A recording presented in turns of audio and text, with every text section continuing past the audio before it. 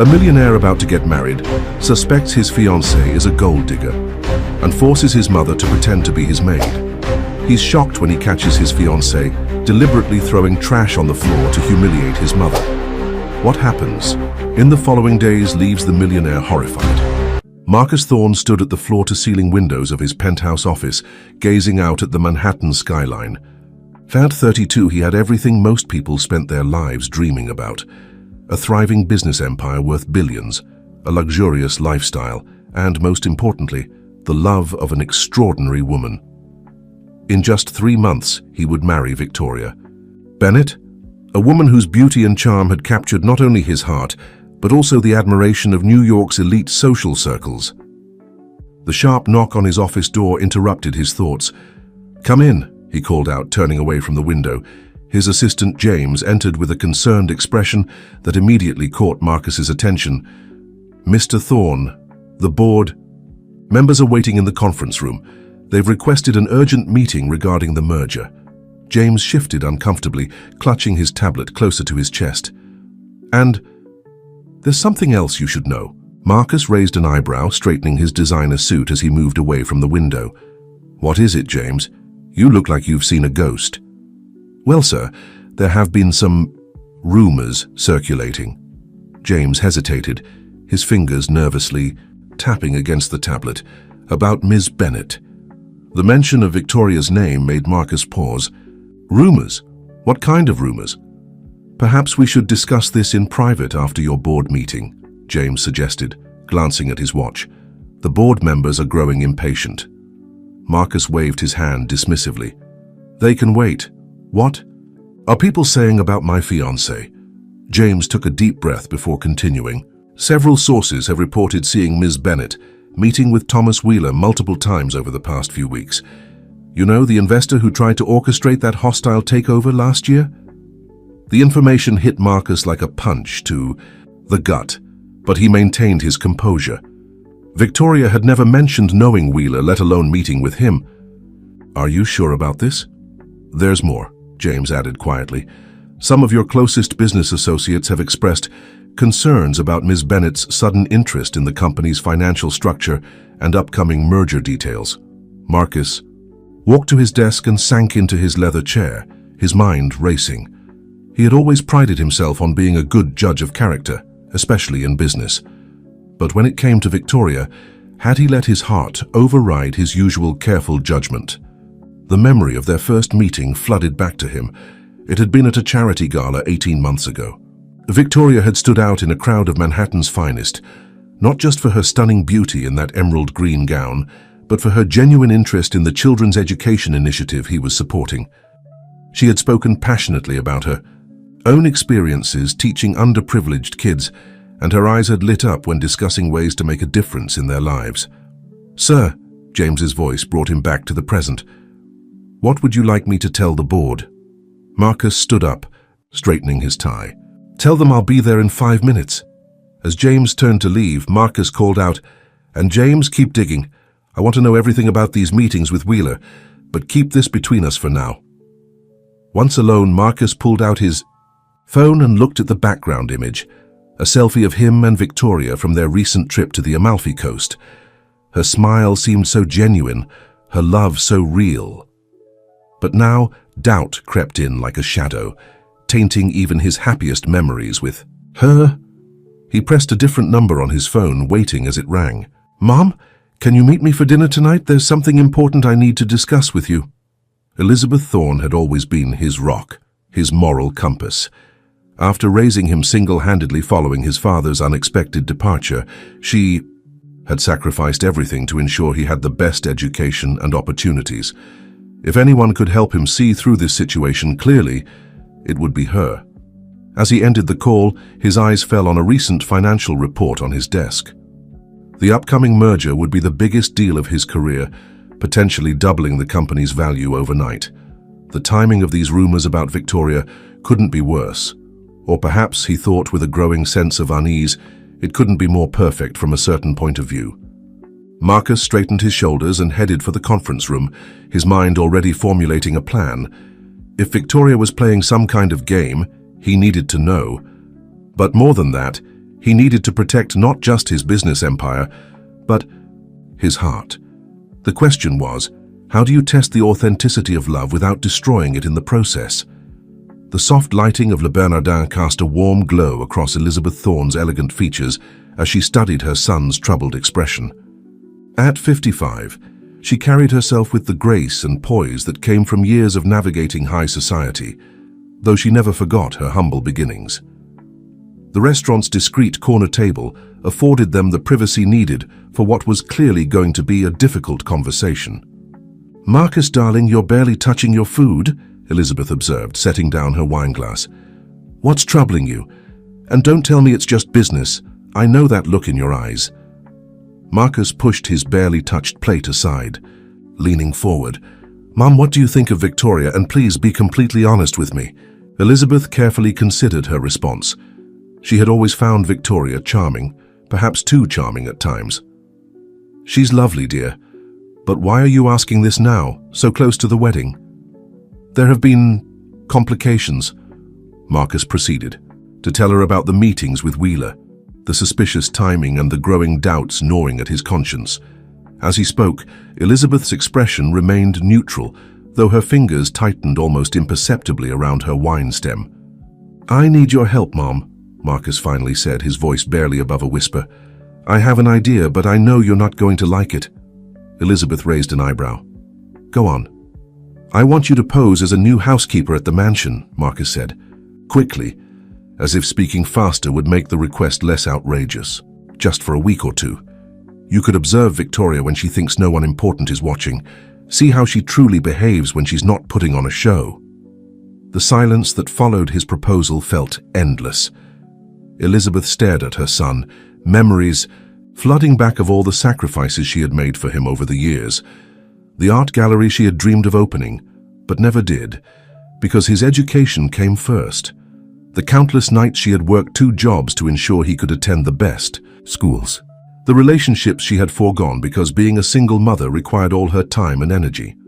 "Marcus," she began carefully, "do you understand what you're asking of me? To deceive, to spy, to lower myself to the position of a servant in my own son's home?" "Mom, please," Marcus pleaded. "I need to know the truth before I potentially make the biggest mistake of my life. You're the only one I can trust with this." Elizabeth looked around the luxurious restaurant, remembering the days when such a meal would have been an unthinkable extravagance. She had done everything in her power to ensure her son would never know such struggles, but perhaps she had sheltered him too much from life's harder realities. "And what about Maria, our actual housekeeper?" Elizabeth asked. "What happens to her?" "I'll give her a paid vacation," Marcus replied quickly. "She's been wanting to visit her family in Portugal anyway. Please, Mom, I wouldn't ask if I wasn't desperate." Elizabeth sat back, studying her son's face, the face she had watched grow from a determined little boy into a powerful man. She saw in his eyes now the same vulnerability she had seen when he was young, and needed her protection from the world's harsh realities. "1 week," she finally said, her voice firm, "and we do this my way. If I'm going to play this role, I need complete control over how I handle it. No interference from you." Relief flooded Marcus's face. "Thank you, Mom. I'll make sure everything is arranged perfectly." As they finished their meal, Elizabeth couldn't shake the feeling that they were both stepping onto a path that would change their relationship forever. The weight of her decision pressed heavily on her heart, but as always, her love for her son outweighed her personal reservations. "When do we start?" she asked, already mentally preparing herself for the role she would have to play. "Tomorrow," Marcus replied. "Victoria's planning a dinner party for the weekend, so it's the perfect time to bring in new help without raising suspicion." As they left the restaurant, Elizabeth caught her reflection in a window. She would need to transform herself completely, her appearance, her mannerisms, her very essence. It would be the performance of a lifetime, but one that carried real and potentially devastating consequences for everyone involved. Elizabeth stood before her bathroom mirror early the next morning, methodically stripping away the carefully curated image she had maintained for decades. Off came the designer watch, the perfectly manicured nails now clipped short and bare, the carefully highlighted hair pulled back into a severe bun. She studied her reflection, noting how these small changes already began to alter her appearance. The doorbell rang just as she was finishing her transformation.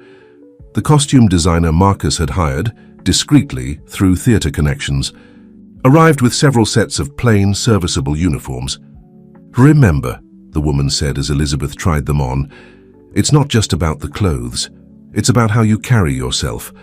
A lifetime of service changes the way a person moves through the world." Elizabeth absorbed every detail, every nuance. If she was going to do this, she would do it perfectly. She practiced walking with slightly hunched shoulders, keeping her eyes downcast, making herself smaller and less noticeable. The designer watched approvingly, making minor adjustments to her posture and mannerisms. "What name will you be using?" the designer asked as she packed up her supplies. "Margaret," Elizabeth replied after a moment's consideration. "Margaret Wilson." The name belonged to her own grandmother, who had worked as a housekeeper her entire life. The symmetry felt appropriate, though it carried an edge of guilt. By mid-morning, Elizabeth, now Margaret, arrived at her son's mansion, carrying a worn suitcase filled with her new identity. The staff entrance felt foreign and wrong, the heavy service door so different from the grand front entrance she typically used. A young man in a butler's uniform greeted her with professional detachment. "You must be the new housekeeper," he said, consulting a clipboard. "I'm Robert, the head of household staff. Let me show you to your quarters, and go over your duties." Elizabeth followed Robert through the maze of service corridors, mentally mapping the staff's parallel world that existed alongside the luxury she was accustomed to. Her room was small but clean, with a narrow bed and simple furnishings. It felt surreal to think she would be living here in her son's home as a servant. "Mrs. Bennet, the future Mrs. Thorne, is very particular about certain things," Robert explained as they toured the service areas. "She likes fresh flowers in every room, changed daily. The morning coffee must be served precisely at 8 a.m., not a minute later. She prefers her linens pressed in a specific way. I'll have Anna demonstrate the technique." Elizabeth absorbed every detail, noting how Robert's tone shifted slightly when discussing Victoria's preferences. Was that a hint of frustration in his voice, or was she already looking for evidence to support her suspicions?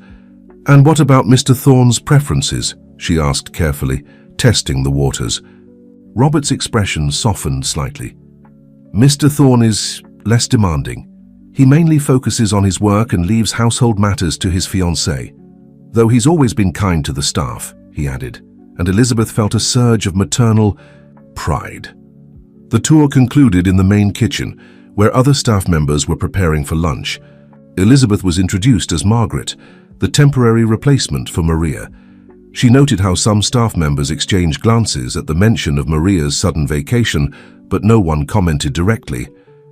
"Your first task will be preparing the guest room for the dinner party this weekend," Robert instructed. "Mrs. Bennet is very excited about it. Apparently, some important business associates of Mr. Thorne will be attending." Elizabeth's internal radar pinged at this information.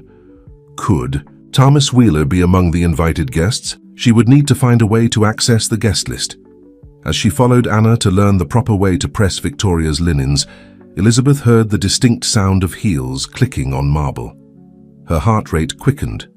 This would be her first encounter with Victoria in her new role. Victoria Bennet swept into the laundry room, immaculately dressed in a cream-colored suit. Her eyes landed on Elizabeth, giving her the kind of cursory glance that suggested she was looking at furniture rather than a person.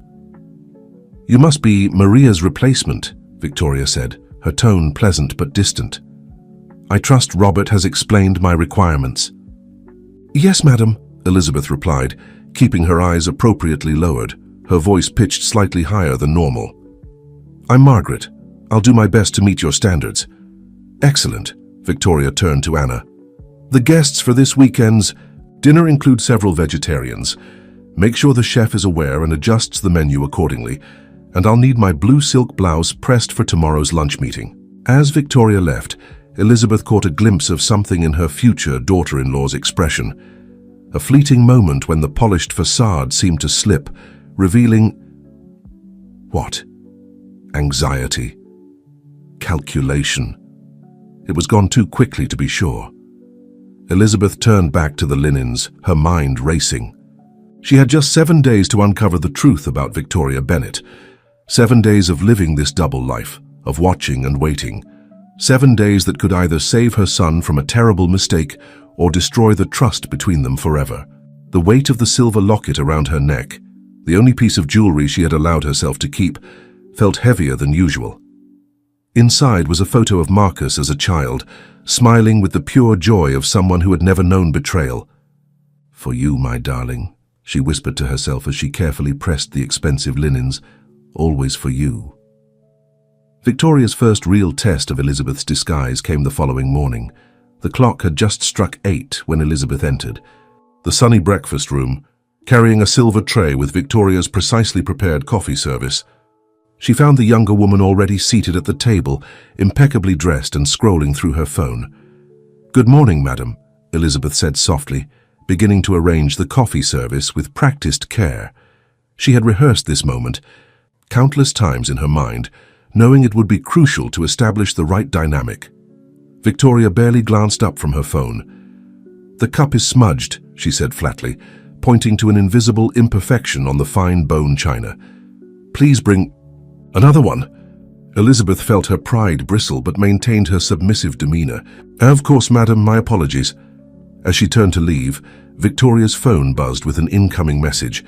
Elizabeth caught a glimpse of the screen reflected in the window, a text from someone named T.W. Her heart skipped a beat. "Thomas Wheeler?" When she returned with a fresh cup, Victoria was speaking quietly into her phone, her voice tense. "Not now, I told you we need to wait. Yes, I understand the pressure, but—" She broke off abruptly as she noticed Elizabeth's presence, quickly ending the call. "Is there anything else you need, madam?" Elizabeth asked, carefully keeping her voice neutral despite her racing thoughts. Victoria's composed smile returned. "No, that will be all. Oh, and Margaret? For future reference, I prefer the coffee service to be ready precisely at 8, not 8:02. Elizabeth retreated from the room, her mind cataloguing every detail of the interaction. The mysterious phone call, the slight tremor in Victoria's usually confident voice, the way her perfectly manicured fingers had tightened around the phone, all pieces of a puzzle she was determined to solve. Throughout the morning, Elizabeth moved through the mansion's rooms like a ghost, dusting and straightening while observing everything. She noted how Victoria spent an unusually long time in Marcus's home office when he was away at meetings, lingering over his desk under the pretense of leaving him sweet notes. During lunch preparation, Elizabeth overheard Victoria in an intense discussion with the event planner about the upcoming dinner party's seating arrangement. "Mr. Wheeler must be seated near Marcus," Victoria insisted. "They have important business matters to discuss." The confirmation of Wheeler's invitation sent a chill down Elizabeth's spine. She needed to warn Marcus, but how? They had agreed to maintain absolute separation during this week to avoid suspicion. Any direct communication could jeopardize their entire plan. Later that afternoon, Marcus returned home early, his presence filling the house with a different energy. Elizabeth's heart ached as she heard his familiar footsteps, knowing she couldn't greet him as his mother. Instead, she busied herself with cleaning the living room windows, stealing glances at her son's reflection. Victoria immediately transformed in Marcus's presence, becoming the perfect picture of a devoted fiancée. She rushed to greet him with a loving kiss, her voice warm and affectionate. "Darling, you're home early. I was just finalizing the details for Saturday's dinner party. I have a surprise for you. I invited Thomas Wheeler. I know you've been wanting to discuss that investment opportunity with him." Elizabeth watched Marcus's reflection carefully, noting how he stiffened almost imperceptibly at the mention of Wheeler's name. "That's thoughtful of you," he said carefully. "How did you know about the investment opportunity?" Victoria laughed lightly, wrapping her arms around his neck. "Oh, you mentioned it in passing a few weeks ago. I pay attention to everything you say, my love." She kissed him again, and Elizabeth had to admit, if she hadn't known better, she would have believed the display of affection was genuine. As Elizabeth finished with the windows and quietly gathered her cleaning supplies, she noticed something that made her pause. Victoria's designer handbag had fallen over on the side table, and spilling from it was a small notebook. Through the reflection in the freshly cleaned window, Elizabeth could make out what appeared to be strings of numbers. Account numbers, perhaps. She memorized as much as she could before Victoria noticed the bag and quickly secured it. That evening, as Elizabeth prepared for bed in her small staff room, she carefully documented everything she had observed in a small notebook of her own. The mysterious phone calls, the office snooping, the notebook full of numbers, Wheeler's strategic dinner party placement. It all pointed to something suspicious. But was it evidence of a conspiracy, or was she seeing what she expected to see? A soft knock at her door interrupted her thoughts. It was Anna, the young maid who had helped her earlier. "Margaret? Some of us are having tea in the staff kitchen, if you'd like to join us. It can be lonely being new." Elizabeth hesitated, then nodded. Perhaps the other staff members had their own observations to share. As she followed Anna to the kitchen, she couldn't shake the feeling that tomorrow would bring even more revelations. The question was, would she be ready for what she might discover? The staff kitchen was dimly lit when Elizabeth entered with Anna, the soft glow of a single pendant light, casting shadows on the faces of 3 other servants gathered around the worn wooden table. Steam rose from their teacups as they spoke in hushed tones, their conversation cutting off abruptly at Elizabeth's arrival. "Everyone, this is Margaret," Anna announced, pulling out a chair. "She's still learning the ropes, so I thought she might benefit from our evening discussions." Elizabeth noted the meaningful glances exchanged between the staff members. Robert, the butler, cleared his throat. "Margaret, I trust you understand that what's said in these late-night gatherings stays between us." "Of course," Elizabeth replied, accepting a cup of tea from Anna. The ceramic was chipped but warm against her palms, so different from the fine bone china she usually drank from. "I understand discretion is essential in our position." Sarah, the cook's assistant, leaned forward. "Then you might be interested in what happened last month before Maria left." She glanced at the others, who nodded encouragingly. "Victoria, Mrs. Bennet, that is, she had a visitor, late at night when Mr. Thorne was away on business." Elizabeth's heart quickened, but she kept her expression neutral. "A visitor? A man," Sarah continued. "I was up late preparing for the next day's breakfast when I heard voices in the study. I thought maybe Mr. Thorne had returned early, but..." She trailed off, looking uncomfortable. Robert picked up the thread. "It was that Wheeler fellow, the one coming to the dinner party. They were arguing about something, papers or documents, I think. Victoria was upset, telling him he was pushing too hard, too fast." The next morning, Anna added, "I found a torn photograph in the study's waste bin. It showed Victoria with that same man, but they looked closer, more intimate. The photo seemed old, but..." Elizabeth absorbed every detail, her mind racing. "And what happened to this photograph?" "Victoria caught me looking at it," Anna admitted, her voice barely above a whisper. "She said it was from years ago, before she met Mr. Thorne, made me promise not to mention it to anyone, then she gave me these." Anna pulled out a pair of designer earrings from her pocket. "Said they were a gift, but we all know what they really were." The implications hung heavy in the air. Elizabeth sipped her tea, considering her next question carefully. "Has anyone else noticed anything unusual about Mrs. Bennet's behavior?" "She spends a lot of time in Mr. Thorne's office," the 4th staff member, David, the groundskeeper, spoke up for the first time. "Sometimes late at night when she thinks everyone's asleep, I see the light from the garden when I'm doing my final checks." "And there's something else," Sarah added hesitantly. "Last week I overheard her on the phone in the garden. She was talking about account numbers and offshore transfers. When she saw me, she acted like she was planning a surprise vacation for Mr. Thorne, but her face... I've never seen her look so cold." Elizabeth felt a chill run down her spine. The pieces were starting to form a disturbing pattern, but something still didn't add up. If Victoria was simply running a con with Wheeler, why did she seem so conflicted at times? Why the moments of genuine warmth with Marcus? A sudden noise from upstairs made them all jump. "That'll be Victoria heading to bed," Robert said, checking his watch. We should all turn in. Margaret, remember, this conversation never happened. As Elizabeth walked back to her small room, her mind was churning with new information. She pulled out her notebook once safely behind closed doors, documenting everything she'd learned. The late-night meetings, the suspicious phone calls, the hidden photograph, the expensive bribe, all pointing to a complex web of deception. But there was something in Anna's description of Victoria's reaction to the photograph that nagged at Elizabeth. The younger woman's insistence that it was from her past, the flash of what might have been genuine pain in her eyes. Was Victoria truly the mastermind of some elaborate con, or was she herself being manipulated by Wheeler? Elizabeth was so lost in thought that she almost missed the sound of footsteps in the hallway, too heavy to be Victoria's, too deliberate to be staff. Peering through her slightly opened door, she caught a glimpse of a man's figure moving silently toward Marcus's study. Her heart stopped when she recognized him, Thomas Wheeler himself, somehow inside the mansion well after midnight. She watched as Victoria emerged from her room, wrapped in a silk robe, and followed Wheeler into the study. The door closed behind them with a soft click, but Elizabeth could hear the muffled sounds of an intense argument beginning to build. Standing in the darkness of her room, Elizabeth faced a crucial decision. Should she try to get closer, to hear what was being said?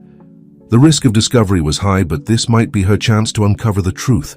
Whatever was happening in that study could be the key to protecting her son, or perhaps to understanding that the truth was far more complicated than anyone suspected.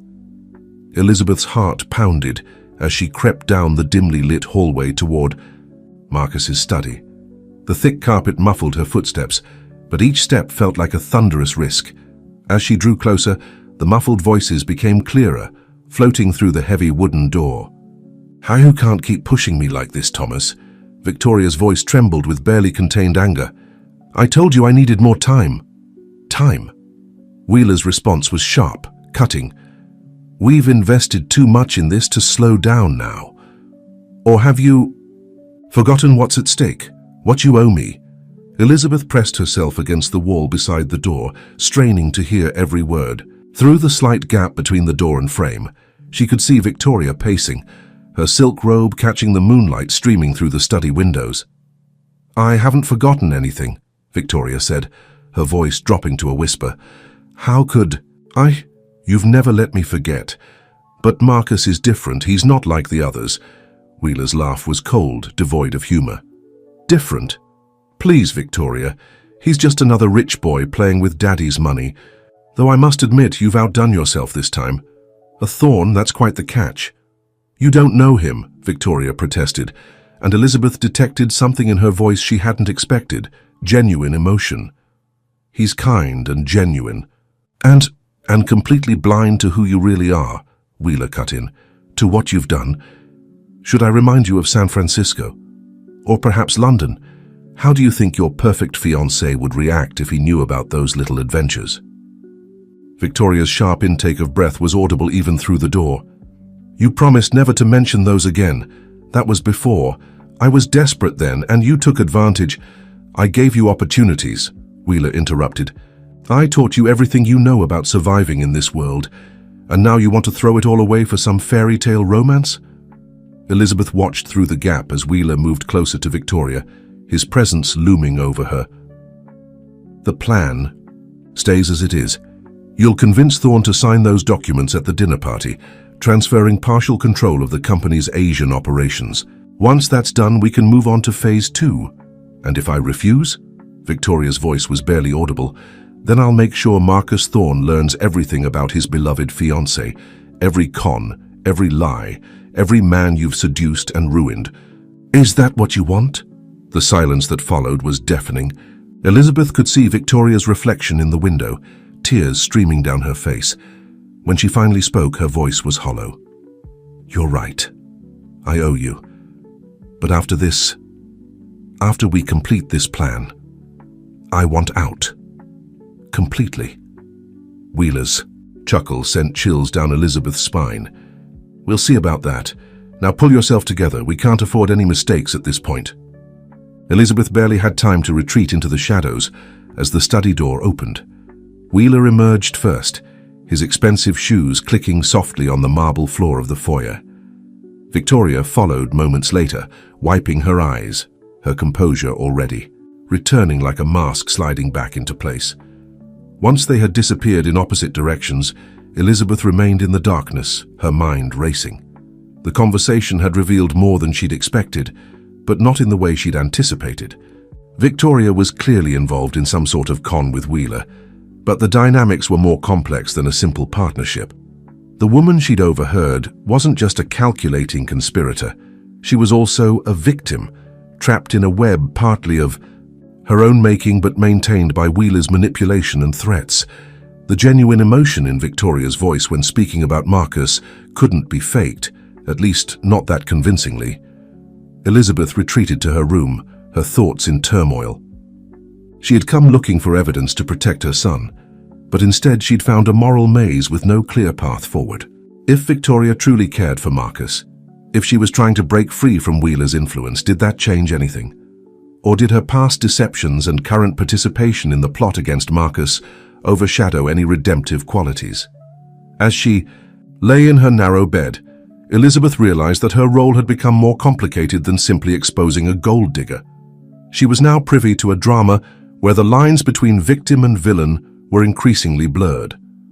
The question was no longer just about protecting Marcus from Victoria, it was about understanding whether Victoria might need protection herself.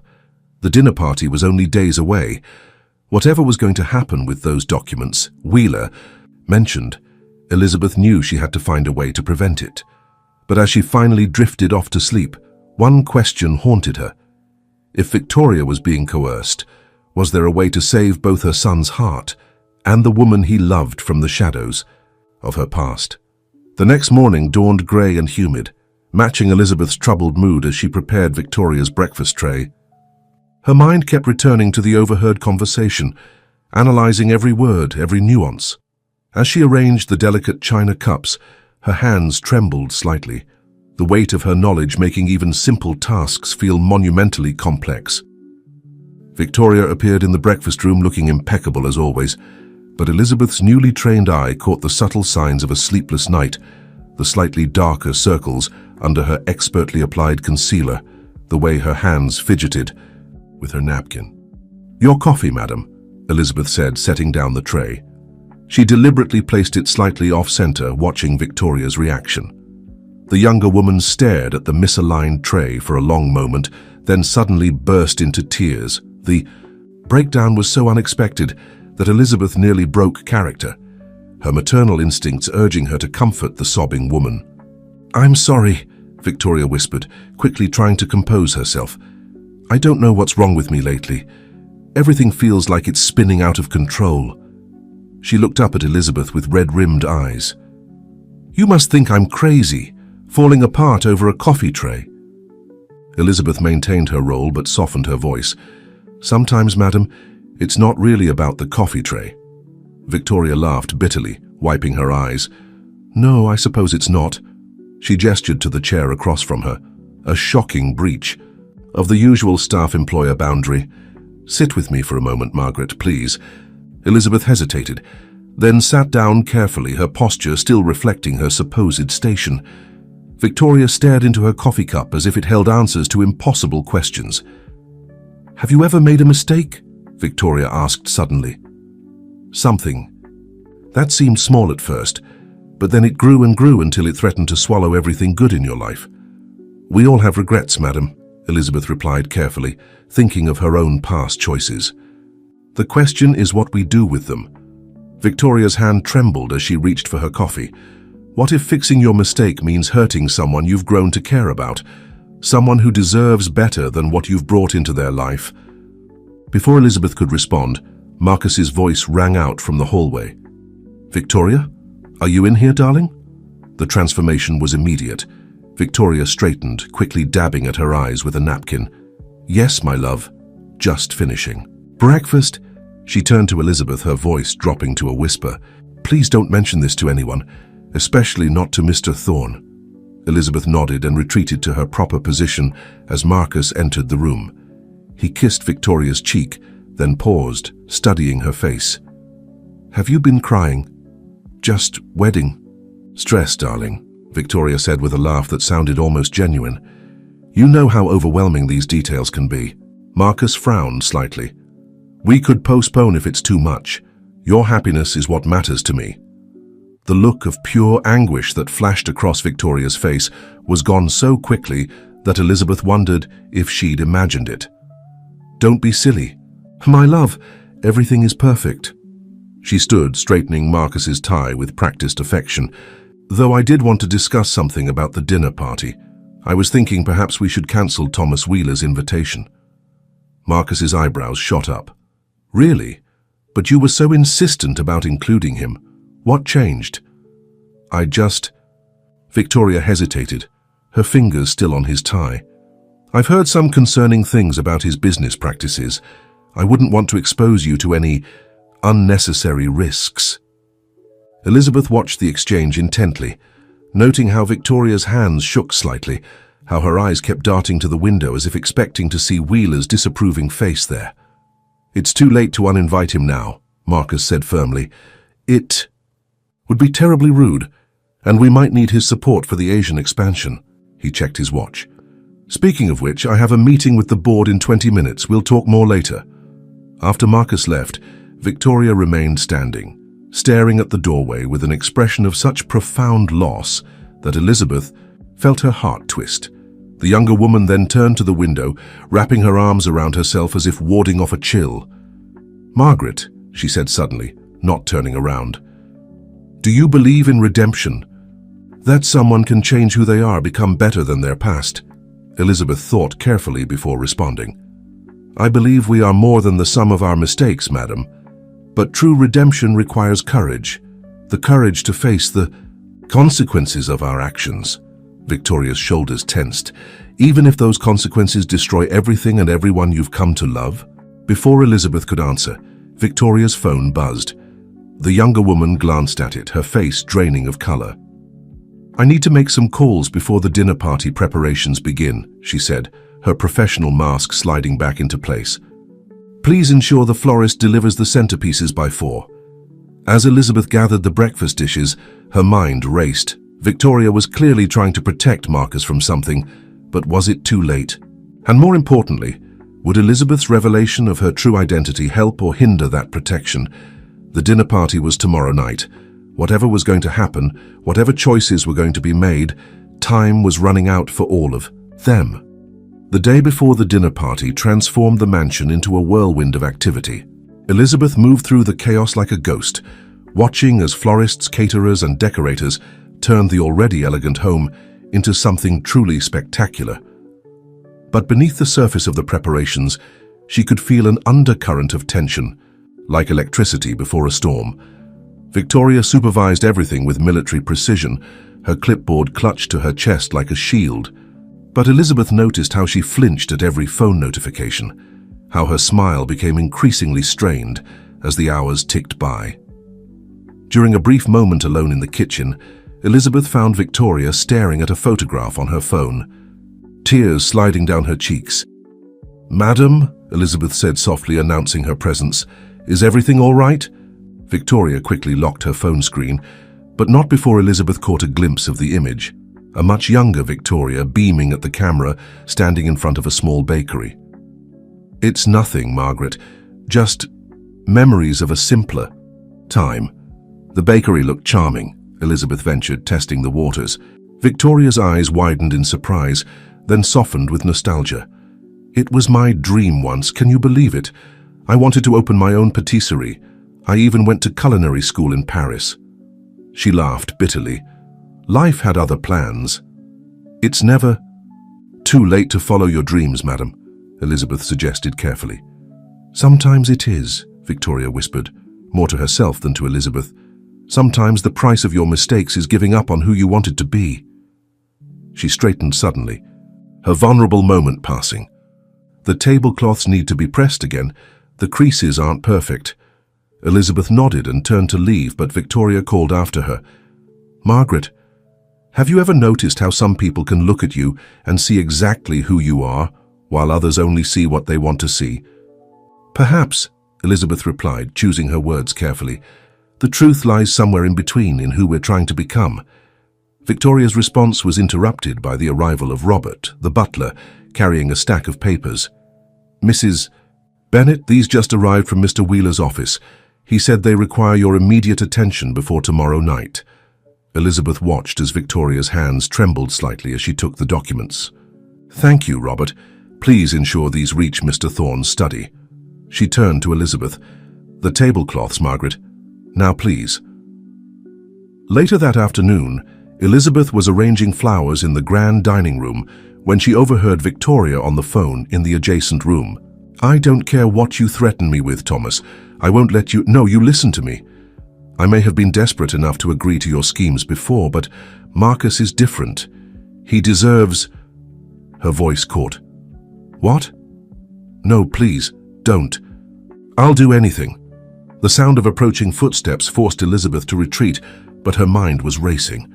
Whatever Wheeler had planned for tomorrow night, Victoria's resistance was clearly crumbling under some form of blackmail.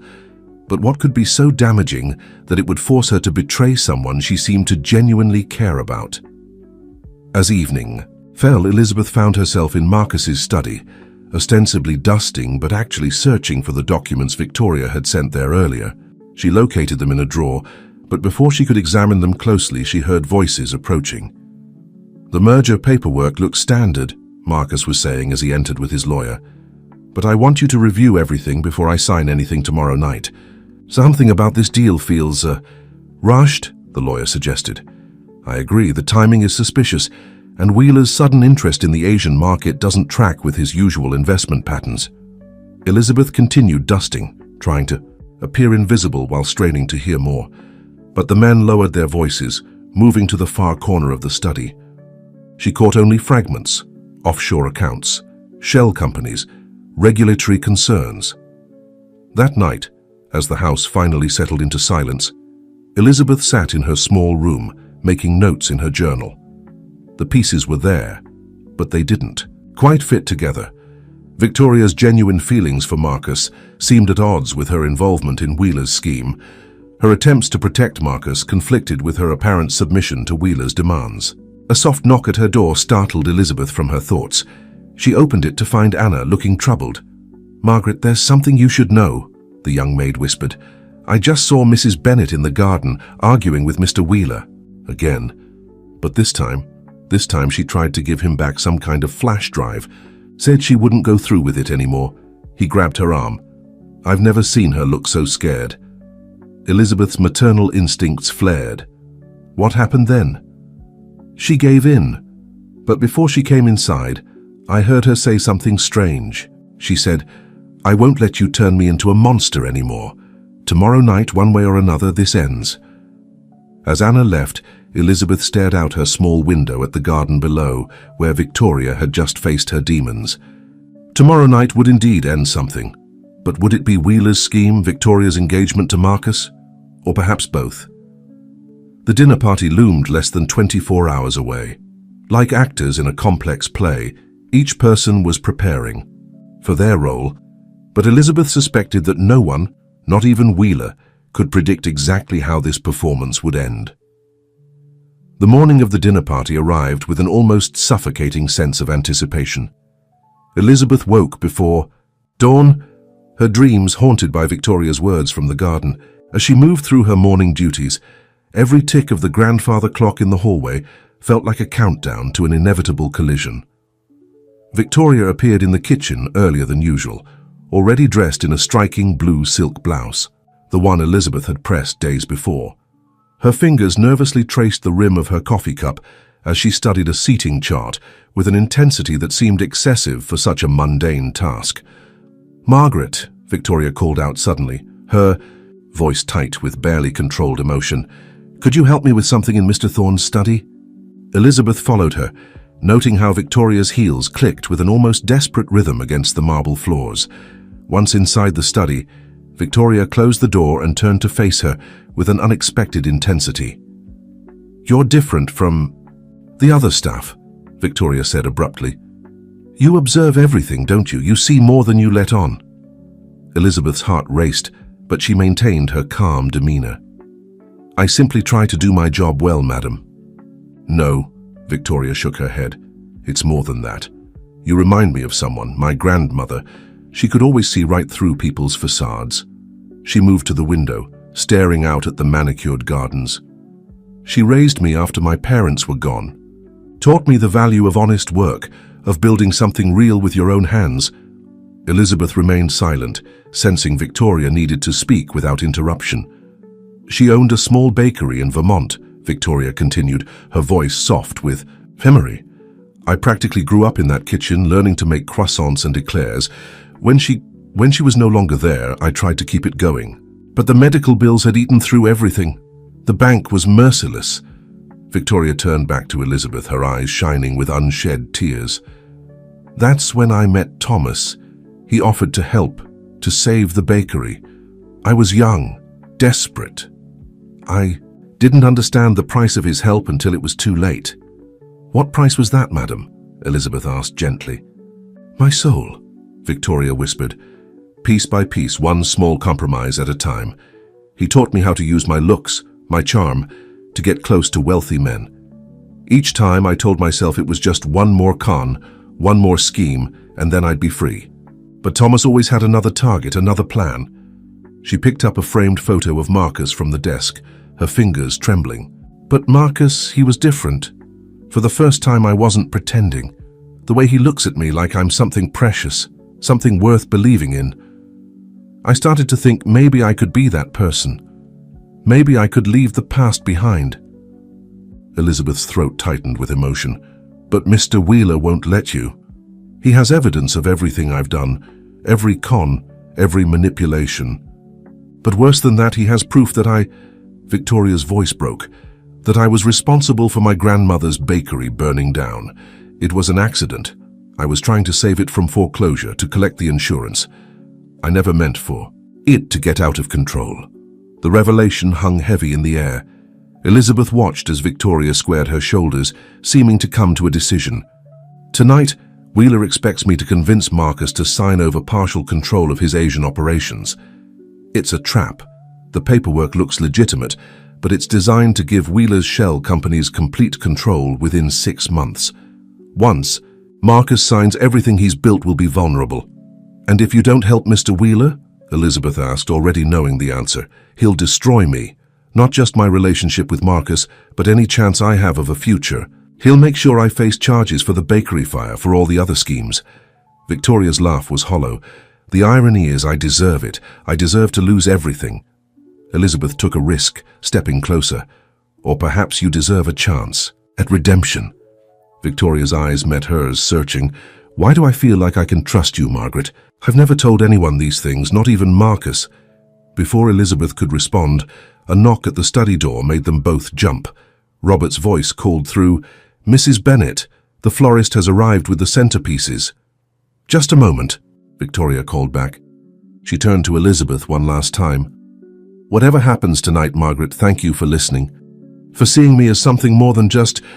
She didn't finish the sentence, but Elizabeth understood.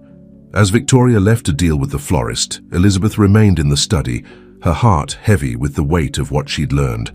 The lines between right and wrong, between protecting her son and helping a woman trapped in a prison of her own making, had never felt more blurred.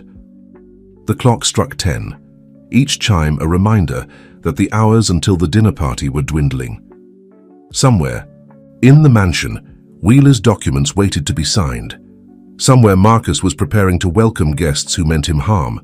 And somewhere between truth and deception, between past sins and future redemption, a decision would have to be made that would change all their lives forever.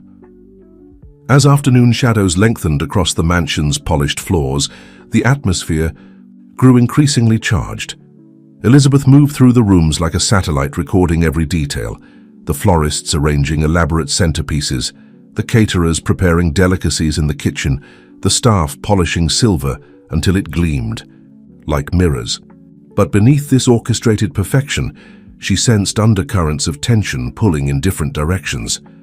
Marcus had sequestered himself in his home office with his lawyers, poring over documents. Through the partially open door, Elizabeth caught fragments of concerned conversation. The timing doesn't add up. and these subsidiary companies seem suspicious. She lingered, carefully arranging flowers in a nearby vase, straining to hear more. "Sir," one of the lawyers was saying, "these Asian market projections seem too good to be true, and Wheeler's sudden interest in partnership, it feels orchestrated." "I know," Marcus replied, his voice tight with frustration, "but the potential benefits to the company, if we don't take this opportunity, our competitors will. Besides, Victoria vouches for Wheeler. She's known him for years." Elizabeth's hands tightened around the vase she was holding. If only he knew the true nature of that relationship. Upstairs, she found Victoria in her dressing room, surrounded by designer gowns. But instead of trying them on, she sat motionless before her vanity, staring at her reflection with empty eyes. When she noticed Elizabeth in the doorway, she quickly wiped away tears. "Margaret, perfect timing. I can't decide what to wear tonight." Victoria's attempt at normalcy was betrayed by the slight tremor in her voice. "The blue Valentino or the black Chanel?" Elizabeth stepped into the room, studying the dresses. "The blue brings out your eyes, madam. It makes you look genuine." Victoria's breath caught at the word choice. "Genuine," she repeated softly. "I'm not sure I remember what that feels like anymore." She stood abruptly, moving to the window. "Do you know what the worst part is, Margaret? Sometimes I look at Marcus, at the life we've built, and I forget that it's all based on lies. I forget that I'm not really the woman he thinks I am." "Perhaps," Elizabeth suggested carefully, "the woman he sees is who you truly want to be." Victoria turned, her eyes shining with unshed tears. "Want doesn't erase what I've done, who I've been." She moved to her jewelry box, pulling out a small flash drive. "This contains everything. Proof of Wheeler's schemes, his network of shell companies, his blackmail operations, including his plans for tonight." Elizabeth's heart raced as Victoria continued. "I've thought about giving it to Marcus, telling him everything. But then I look at him, see how he trusts me, believes in me." She clutched the flash drive tighter. "How do you tell someone you love that you're the villain in their story?" A knock at the door interrupted them. Robert's voice carried through. "Mrs. Bennet, Mr. Wheeler is here early. He's asking to speak with you in the garden." Victoria's face drained of color. She quickly tucked the flash drive back into her jewelry box. "Tell him I'll be right down." After Robert's footsteps faded, she turned to Elizabeth. "I need to handle this. Please make sure my blue dress is pressed and ready." As Victoria left, Elizabeth stared at the jewelry box, knowing the key to everything lay inside. But before she could decide what to do, another voice made her freeze. "Mom?" Marcus stood in the doorway, his expression a mix of confusion and dawning realization as he took in the sight of his mother in a housekeeper's uniform. "What are you? Why are you?" Elizabeth's carefully maintained facade crumbled as she faced her son. The moment she had both dreaded and perhaps secretly longed for had arrived, but at the worst possible time. Through the window she could see Victoria and Wheeler in the garden, their body language tense with confrontation. Time seemed to freeze as Elizabeth stood between her son's questioning gaze and the drama unfolding in the garden below. In a few hours, guests would arrive for a dinner party that could destroy multiple lives. But right now, in this moment, she had to decide. How could she explain her deception to her son while still protecting him from an even bigger deception? And more importantly, how could she help both Marcus and Victoria escape the web of lies that threatened to trap them all? The grandfather clock in the hallway struck 4, its chimes echoing through the mansion like a countdown. The dinner party would begin in 3 hours, but the real drama was already unfolding, and Elizabeth stood at its heart, holding truths that could either heal or destroy everything her son held dear. The silence between mother and son felt like a physical presence in Victoria's dressing room. Marcus stood frozen in the doorway, his expression cycling through confusion, realization, and something that looked dangerously close to betrayal. Elizabeth's hands twisted in her housekeeper's apron, her carefully constructed disguise crumbling under her son's intense gaze. "How long?" Marcus finally asked, his voice barely above a whisper. "How long have you been playing this role?" Elizabeth straightened her shoulders, finding strength in her maternal instinct to protect him even now. "Since the day Maria left for vacation. Marcus, darling, I can explain. Explain? His laugh was harsh, unfamiliar. Explain why my mother is dressed as a servant in my house.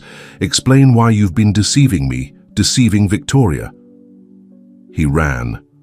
A hand through his hair, a gesture so reminiscent of his childhood frustrations that it made Elizabeth's heart ache. Actually, no. First, explain whose idea this was. Elizabeth met his eyes steadily. It was yours, Marcus. You asked me to do this, to observe Victoria, to protect you from possible deception. The color drained from his face as recognition dawned. The dinner, at Le Bernardin, when I asked you to. He sank into a nearby chair. I never thought you'd actually... Mother, do you have any idea how inappropriate this is? How humiliating for everyone involved? Humiliating? Elizabeth stepped forward, her voice tight with emotion. Yes, let's talk about humiliation. Let's talk about how it feels to serve coffee to your future daughter-in-law, to be treated as invisible, to watch her... She caught herself glancing. At the window where Victoria and Wheeler were still engaged in what appeared to be an increasingly heated discussion. Marcus followed her gaze, his expression sharpening. What have you seen? What do you know? Before Elizabeth could respond, a sharp cry from the garden caught their attention. They both rushed to the window, just in time to see Victoria wrench, her arm from Wheeler's grasp, her face a mask of fury and fear. Marcus, Elizabeth said urgently, there's something you need to know about Thomas Wheeler and his connection to Victoria, but it's not what you think. Not what I think. Marcus turned on her, his voice rising. And what exactly do I think, Mother, since you seem to know my mind better than I do these days, well enough to agree to this charade? I did it because I love you, Elizabeth insisted. Because sometimes love means doing difficult things to protect those we care about. And now, she glanced at Victoria's jewelry box, knowing the flash drive inside held the key to everything. Now I find myself wanting to protect, not just you, but Victoria as well. Marcus's laugh was incredulous. Protect Victoria? You've been spying on her? Living in my house under false pretenses, watching her every move. How is that protection? Because she's trapped. Elizabeth's voice cracked with emotion. She's caught in a web of her own making, yes, but also one spun by Wheeler. He's using her past to control her, to force her into... She broke off as footsteps approached the dressing room. Victoria appeared in the doorway, her garden confrontation with Wheeler leaving her pale and shaken. She stopped short at the tableau before her, Marcus standing rigid with anger, Elizabeth still in her housekeeper's uniform, but clearly no longer playing the role of Margaret. "What's going on?" Victoria asked, her voice small and uncertain. Then understanding dawned in her eyes as she looked more closely at Elizabeth. "Margaret? No. Mrs. Thorne." The atmosphere in the room crystallized with tension. Elizabeth saw the exact moment Victoria understood everything. The surveillance, the deception, the careful observation of her every move. The younger woman's face went through a kaleidoscope of emotions: shock, betrayal, fear, and finally a sort of desperate resignation. "How much do you know?" Victoria whispered. "Enough," Elizabeth replied gently. "Including what's really happening tonight with Wheeler and the contracts." Marcus looked between them, confusion warring with growing anger. "Would someone please tell me what's going on?" "Victoria, what is she talking about? What contracts?" Victoria's hands trembled as she moved to her jewelry box. "I was going to tell you everything tonight after the dinner party. I couldn't bear carrying these lies anymore. But now..." She removed the flash drive, holding it like it might burn. Her. "Now I suppose the truth comes out ahead of schedule." Before she could continue, Robert's voice called urgently from downstairs. "Mrs. Bennet, Mr. Thorne, the first guests are arriving early." The three of them stood frozen in a tableau of unfinished revelations and unspoken truths. The sounds of arriving cars on the gravel driveway below seemed to mock their moment of crisis. In less than an hour, the dinner party would begin, a carefully orchestrated event that now seemed like a timer counting down to detonation. Victoria clutched the flash drive tighter. "Marcus, I need you to know that whatever you learn tonight, my love for you is real. It may be the only real thing about me, but it's true." The grandfather clock struck 5. its chimes echoing through the mansion like a countdown to Judgment Day. As Elizabeth watched her son struggle between fury at her deception and concern for Victoria's obvious distress, she realized that the carefully laid plans of everyone in the room were about to collide in ways none of them could have anticipated. The next hour passed in a blur of barely contained chaos. Elizabeth had quickly changed out of her housekeeper's uniform into an elegant evening dress she'd kept hidden in her small staff room, while Victoria and Marcus retreated to separate spaces to prepare for their guests. The mansion hummed with arrival preparations, but beneath the surface, emotional currents swirled like a gathering storm. Elizabeth now stood in the grand foyer, playing her usual role of Marcus's mother, watching as guests arrived in waves of designer clothing and practiced social smiles. Her trained eye caught the subtle tensions. Marcus mechanically greeting guests while his jaw worked with suppressed emotion, Victoria maintaining her perfect hostess facade while her eyes darted nervously to the entrance, awaiting Wheeler's arrival. Elizabeth, darling. Charlotte Whitmore, one of Manhattan's most notorious socialites, air-kissed her cheeks. That Dior looks stunning on you, though I must say, you seem different somehow, more observant. If she only knew, Elizabeth thought, smiling graciously. You're too kind, Charlotte. Have you met any of the Asian market investors yet? I hear they're the guests of honor tonight. Oh yes, fascinating people, though that Thomas Wheeler. Charlotte lowered her voice conspiratorially. There are rumors about his business practices, you know. Some say he specializes in hostile takeovers of family companies, quite ruthless about it. Before Elizabeth could respond, she caught sight of Victoria slipping away from the gathering crowd, heading toward Marcus's study. Without drawing attention, Elizabeth followed, knowing that the flash drive was still in Victoria's possession. She found the younger woman standing by Marcus's desk, her fingers hovering over the computer's USB port. He needs to see what's on this drive, Victoria said without turning around, somehow sensing Elizabeth's presence. But Wheeler will be here any minute. If he realizes I'm exposing him, then we need to be strategic, Elizabeth replied, closing the door behind her. Victoria, look at me. I've spent the past week watching you, judging you, thinking I knew exactly who you were. I was wrong. Victoria turned, surprise evident on her face. How can you say that? After everything you've seen, everything you know about my past. Because I've seen who you're trying to become, not just who you were. The question is, are you ready to fight for that person? Their conversation was interrupted by Marcus entering the study, his face tight with barely contained emotion. The Asian investors are asking about the contracts, and Wheeler just arrived. We need to... He stopped short, looking between the two women. What's going on here? Victoria took a deep breath, squaring her shoulders. Marcus, before anything else happens tonight, you need to see what's on this drive. It explains everything. About Wheeler, about my past, about the real reason for tonight's dinner party. Sir? Robert appeared in the doorway. Mr. Wheeler is asking to speak with you privately before dinner. He says it's urgent. Something about the contracts. Needing preliminary signatures? Marcus looked torn, the weight of social obligations warring with the need for truth. Elizabeth stepped forward, her voice low but firm. Son, trust me one last time. Give Victoria 5 minutes to show you what's on that drive. Whatever you think of my deception, I've watched this woman struggle with her conscience all week. She deserves the chance to explain. The sound of Wheeler's voice carried from the hallway, growing closer. Victoria's hands shook as she quickly inserted the flash drive into the computer.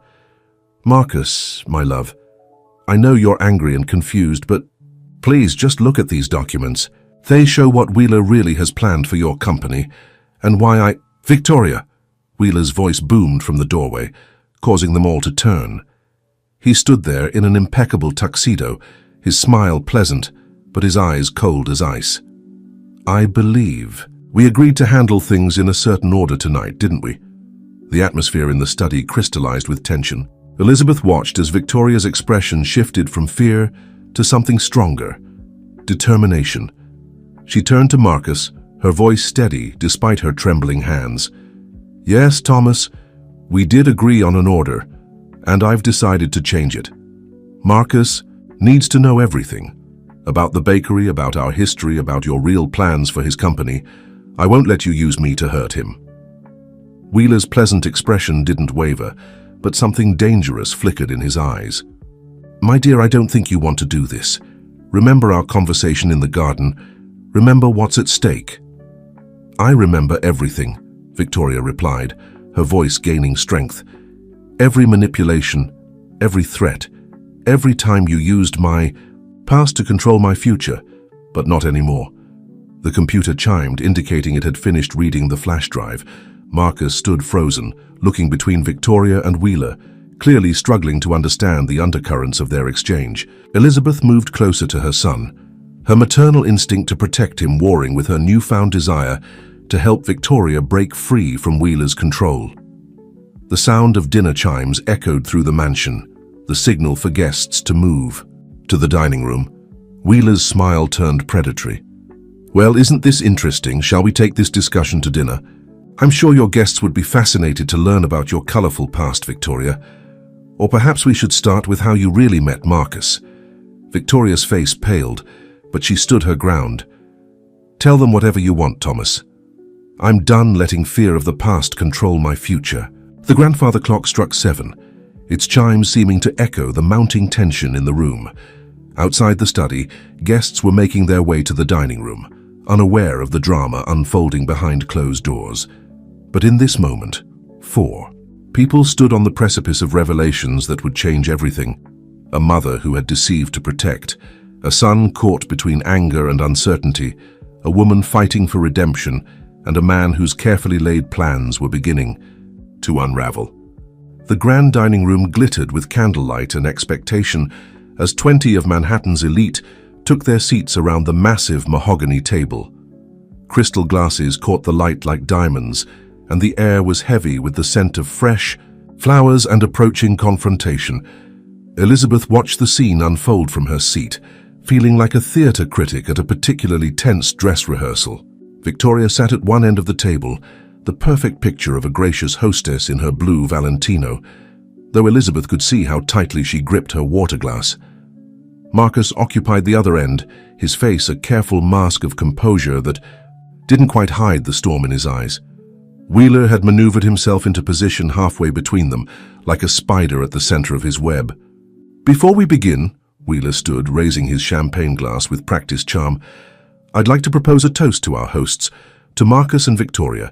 May tonight mark the beginning of an incredibly profitable partnership." The underlying threat in his words was subtle enough that only those who knew the truth could hear it. Victoria's knuckles went white around her glass, but she maintained her smile. "Speaking of partnerships," Wheeler continued smoothly, "I believe we have some preliminary paperwork to discuss, Marcus, perhaps between courses." Before Marcus could respond, Elizabeth surprised herself by speaking up. "Actually, Thomas, I'd love to hear more about how you and Victoria first met. It's such an interesting story, isn't it?" The look Wheeler shot her was razor-sharp, but his smile never wavered. "Another time, perhaps. Tonight is about the future, not the past." "But the past shapes the future, doesn't it?" Elizabeth pressed, ignoring Marcus's warning glance. "For instance, Victoria, didn't you mention earlier that you used to own a bakery in Vermont?" Victoria's fork clattered against her plate. The other guests looked up with interest. This was exactly the kind of personal detail that Manhattan's social circle devoured. Wheeler's expression hardened almost imperceptibly. "I'm sure no one wants to hear about that small venture," Wheeler cut in smoothly. "Marcus, those contracts really should be reviewed before—" "Actually," Victoria's voice rang out clear and strong, surprising everyone, "I would like to talk about the bakery, about how it was more than just a small venture. It was my grandmother's legacy, and about how it was destroyed by someone I trusted." The atmosphere around the table shifted. Guests who moments ago had been focused on their appetizers now leaned forward, sensing the undercurrent of drama. "Victoria," Wheeler's voice carried a clear warning, "remember our discussion in the garden?" "Oh yes," Victoria's smile was razor-sharp. "The one where you threatened to expose my past unless I helped you steal Marcus's company? That discussion?" Gasps rippled around the table. Marcus half rose from his chair, but Elizabeth caught his eye. silently urging him to wait. This was Victoria's moment of truth. "Ladies and gentlemen," Victoria continued, her voice trembling but determined, "I owe you all an apology, but especially you, Marcus. I came into your life under false pretenses. I was sent by Thomas Wheeler to get close to you, to help him gain control of your company through what he called a strategic partnership." The dining room erupted in murmurs. Wheeler's pleasant facade cracked slightly as he reached into his jacket pocket. "If we're sharing truths, my dear, perhaps we should share all of them, including the insurance fraud, the string of wealthy men you've convinced to invest in non-existent ventures." "You mean the schemes you orchestrated," Victoria countered, "the ones you blackmailed me into participating in after you engineered my grandmother's bakery's destruction." Elizabeth watched as understanding dawned on Marcus's face. The flash drive's contents must have included proof of Wheeler's manipulation. He stood slowly, his voice cutting through the chaos. "Mr. Wheeler, I've just reviewed some very interesting documents about your business practices. Would you care to explain the shell companies you've set up in preparation for taking over my Asian operations?" Wheeler's charm evaporated completely.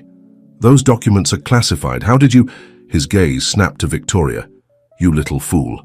Do you have any idea what you've done?" "Yes," Victoria replied quietly. "For the first time in years, exactly what my grandmother would have wanted me to do." Wheeler pulled several papers from his pocket, slapping them on the table. "Fine. If this is how you want to play it, here's proof of every scheme, every con, every lie she's ever told, including how she initially targeted you, Marcus. Still want to defend her?" The other guests watched in stunned silence as the elegant dinner party devolved into an explosion of accusations and revelations. Elizabeth observed it all, noting how Victoria remained steady even as her world unraveled, how Marcus's expression shifted from anger to understanding as the full picture emerged. "I don't need to read those papers," Marcus said finally, his voice carrying across the stunned silence, "because Victoria already showed me everything, including your threatening emails, your blackmail attempts, and your carefully documented plan to seize control of my company." Wheeler's face contorted with fury. "You're making a mistake, Thorne. By tomorrow morning, every newspaper in New York will know exactly who you almost married. Your reputation will be..." "Will be what?" Elizabeth stood, drawing on every ounce of her social authority. "Will be that of a man who showed compassion and understanding when faced with the truth, that he was smart enough to see through your manipulation. I'm sure the newspapers will be fascinated by this story, especially the part about how you've been orchestrating similar takeovers across the country." The dinner party had become a battlefield, with words and revelations as weapons. As Wheeler realized he was losing control of the situation, Elizabeth saw his hand move toward his pocket again, and she wondered what final card he had left to play.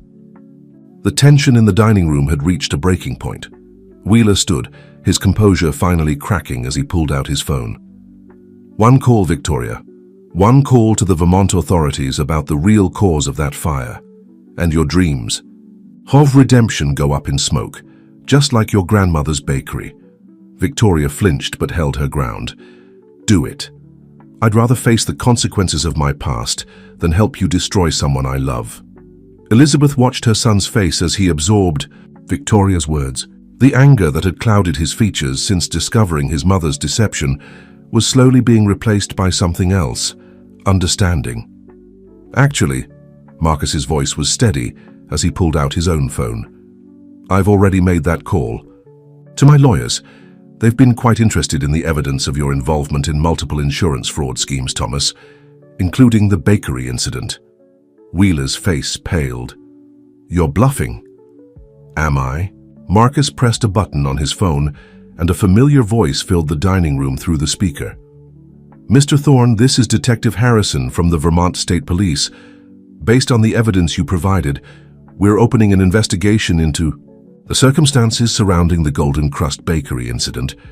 It appears the original investigation overlooked several key details about external pressure and coercion." The other dinner guests sat in stunned silence, their meals forgotten as they watched the drama unfold. Charlotte Whitmore was practically vibrating with barely contained glee This would fuel the social circuit's gossip for months. You see, Thomas, Marcus continued, while you were so focused on forcing Victoria to help you steal my company, you forgot something important. I fell in love with her intelligence and determination, not just her beauty. Did you really think she wouldn't find a way to document your manipulation? That she wouldn't keep proof of every threat, every scheme you forced her to participate in? Wheeler's composure cracked completely. You ungrateful little... He lunged toward Victoria, but Elizabeth was faster. In a move that would have been impossible without her week of serving practice, she smoothly stepped between them, causing Wheeler to stumble against the table, sending crystal glasses shattering to the floor. Thomas? Elizabeth's voice cut. Through the chaos like a steel blade wrapped in silk. I suggest you leave now while you still can, unless you'd like to explain to everyone here how you've been using vulnerable people to build your empire of fraud. Victoria stood, her voice stronger now. It's over, Thomas. I've sent copies of everything to every major financial newspaper. By morning, everyone will know how you operate, targeting people at their weakest moments, using their desperation to force them into your schemes. The other guests began to whisper among themselves. Several prominent business figures at the table were already on their phones, presumably calling their lawyers. Wheeler looked around wildly, watching as his carefully constructed world of influence began to crumble. You're all making a terrible mistake, he snarled, backing toward the door. This isn't over. Actually, it is. A new voice joined the conversation. Robert, still in his butler's uniform, stepped forward.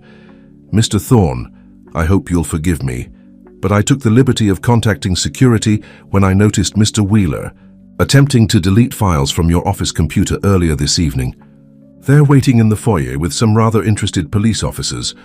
Elizabeth couldn't help but smile. It seemed she wasn't the only staff member who'd been paying close attention this week. As Wheeler was escorted out, the dining room erupted in excited conversations. Elizabeth watched as Marcus made his way to Victoria's side, taking her hand in his. Why didn't you tell me sooner? He asked softly. About Wheeler, about the bakery, about everything. Victoria's eyes filled with tears, because for the first time in my life I had something real, something good. I was terrified of losing you, of you seeing who I really was. I'm seeing who you really are right now, Marcus replied. Someone strong enough to face her past and brave enough to risk everything to do the right thing. He turned to Elizabeth. And you, Mother, I understand now why you did what you did. But we're going to have a long conversation about boundaries. Elizabeth laughed softly. Fair enough, though I must say being a housekeeper was quite educational. I've learned 17 different ways to fold napkins. The tension in the room finally began to dissipate as servers discreetly began clearing the barely touched meals. The other guests, sensing that the main drama had concluded, began making their excuses and departures, eager to be the first to share the evening's events with their social circles. Victoria looked around at the chaos of the interrupted dinner party, the scattered glasses, the abandoned plates, the whispered conversations. I suppose I've ruined your reputation along with dinner, she said to Marcus. On the contrary, he replied, I think you've just become the talk of Manhattan for all the right reasons.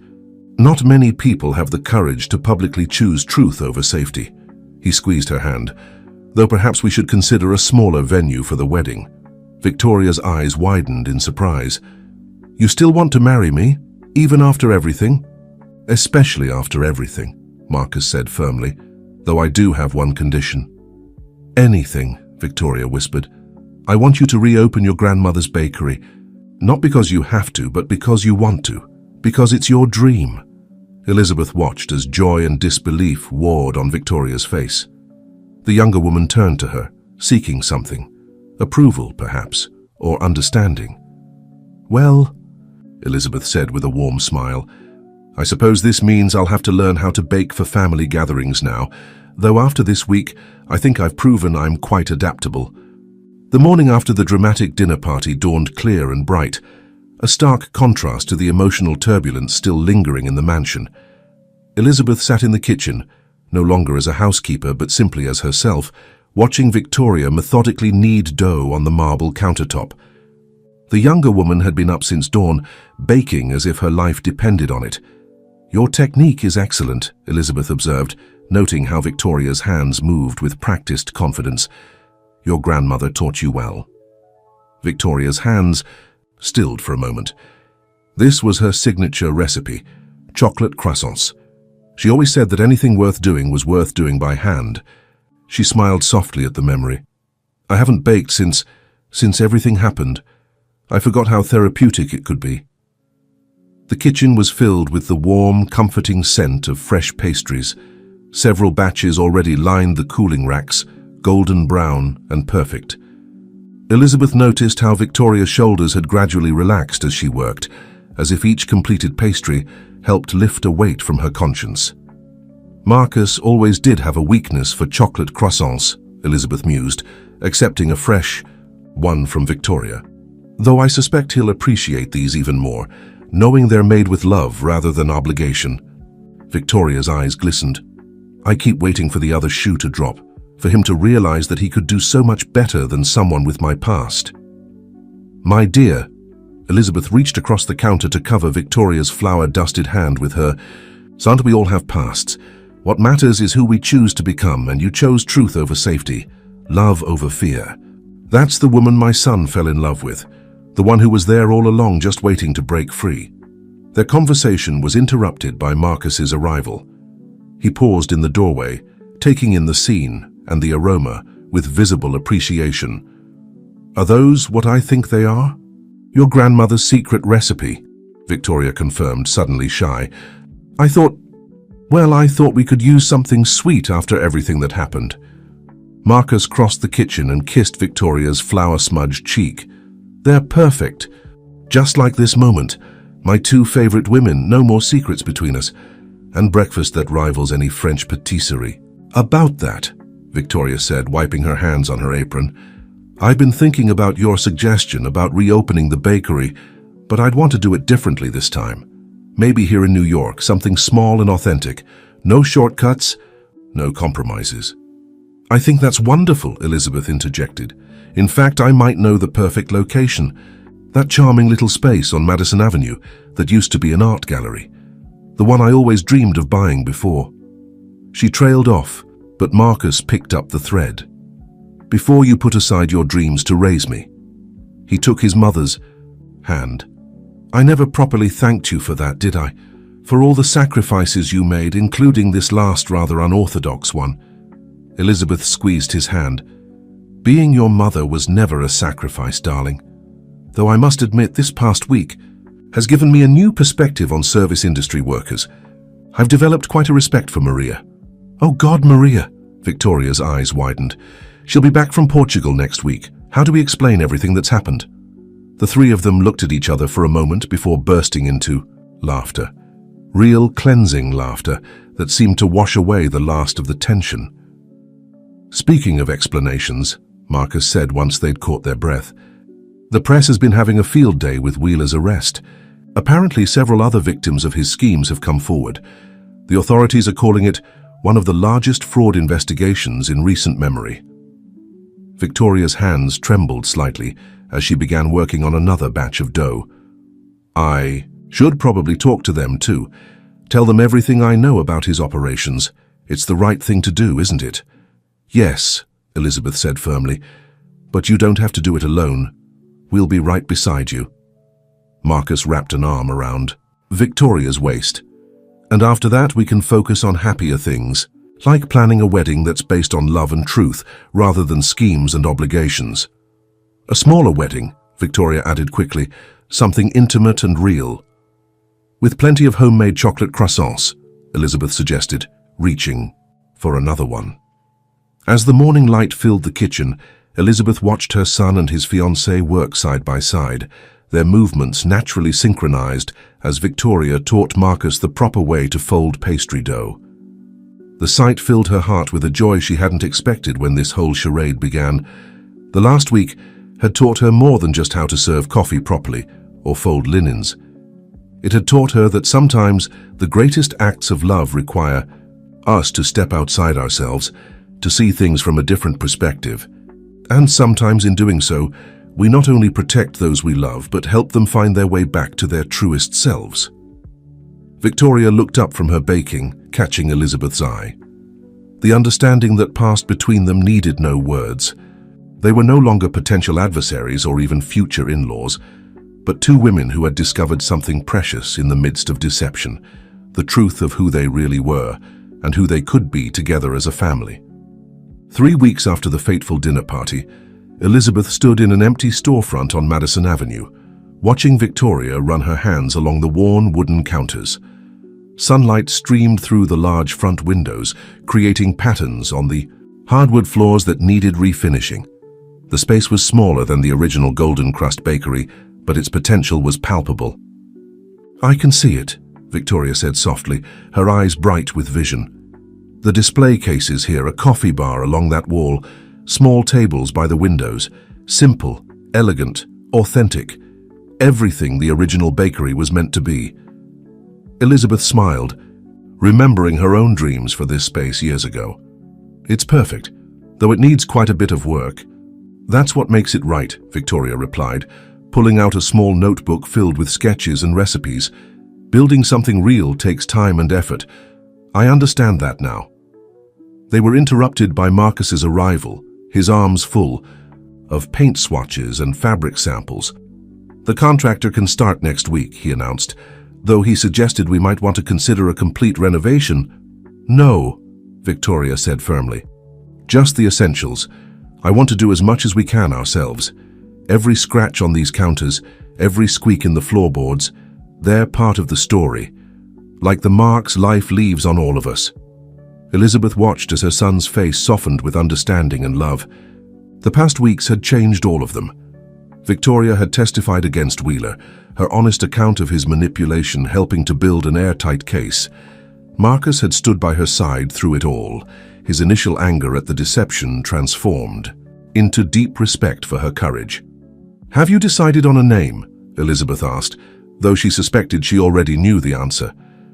Victoria nodded, pulling out an old photograph, the same one Elizabeth had once glimpsed on her phone. It showed a young Victoria with her grandmother in front of the original bakery. Golden Crust reborn, because sometimes the sweetest things in life deserve a second chance. The bell above the door chimed as Anna, the former maid, entered carrying a large box. "I found them, Mrs. Thorne. The original blueprints for the art gallery and some old photographs of the space." Elizabeth had hired Anna as her personal assistant after the truth came out, recognizing the young woman's keen eye for detail and loyal nature.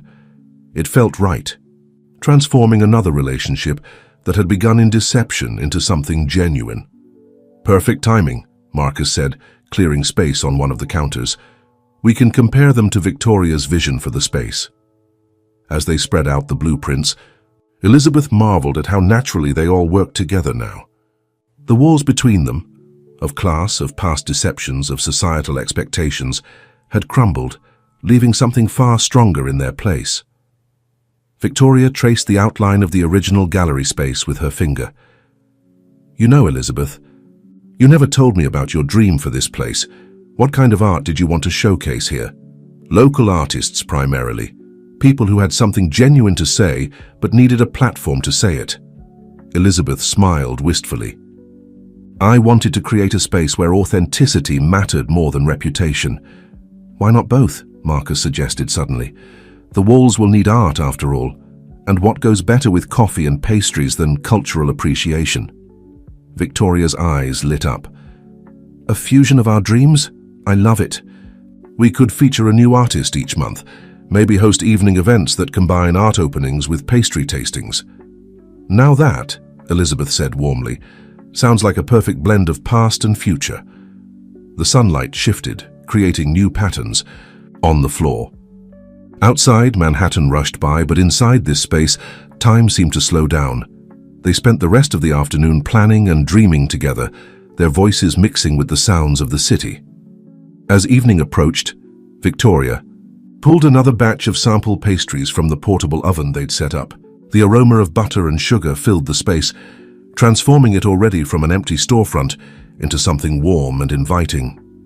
"I've been thinking," she said, arranging the pastries on a makeshift tasting plate. About having the wedding here. After the renovation is complete, but before we open to the public. Small, intimate, surrounded by art and the smell of fresh bread. A celebration not just of love, but of new beginnings. Marcus wrapped his arms around her from behind. I think it's perfect, Mom. Elizabeth looked at them, these two people who had found their way to truth through a maze of deception, and felt her heart swell.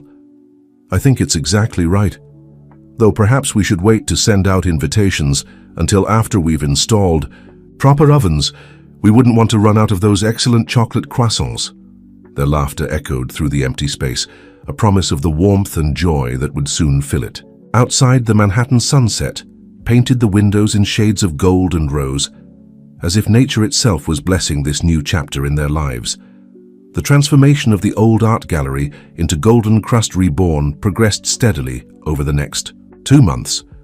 On a crisp autumn morning, Elizabeth arrived early to find Victoria already there, carefully arranging vintage baking equipment in the newly installed display window. Each piece had a story, some from her grandmother's original bakery, others collected from antique shops across the city. The health inspector approved everything, Victoria announced without turning around, recognizing Elizabeth's footsteps. We can start testing the ovens today. Elizabeth smiled, noting how Victoria's entire demeanor had changed since they'd started this project. Gone was the carefully maintained socialite facade, replaced by someone more genuine, more grounded. She wore simple black pants and a chef's coat, her hair pulled back in a practical bun, flour already dusting her sleeves. I brought something for you, Elizabeth said, placing a carefully wrapped package on the counter. I found it while going through some old storage boxes. Victoria unwrapped the package to reveal a beautiful, well-worn recipe book. Her hands trembled as she opened it, recognizing the handwriting inside. This is my grandmother's handwriting. But how?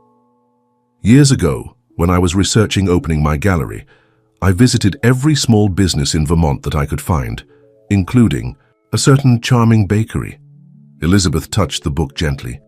Your grandmother gave me this copy of her recipes, saying that anyone who appreciated art would understand that true baking was its own kind of masterpiece. Tears welled in Victoria's eyes as she carefully turned the pages. I thought all her recipes were lost in the fire. I've been trying to recreate them from memory, but now you can make them exactly as she intended, Elizabeth finished softly, and add your own creations alongside hers. The moment was interrupted by the arrival of Marcus and Robert, the former butler now promoted to gallery manager, his eye for detail and discretion perfect for the role. The first art shipment just arrived, Robert announced. Local artists, just as you specified, Mrs. Thorne, and Ms. Victoria, the specialty coffee equipment is being delivered this afternoon. Marcus surveyed the space with pride.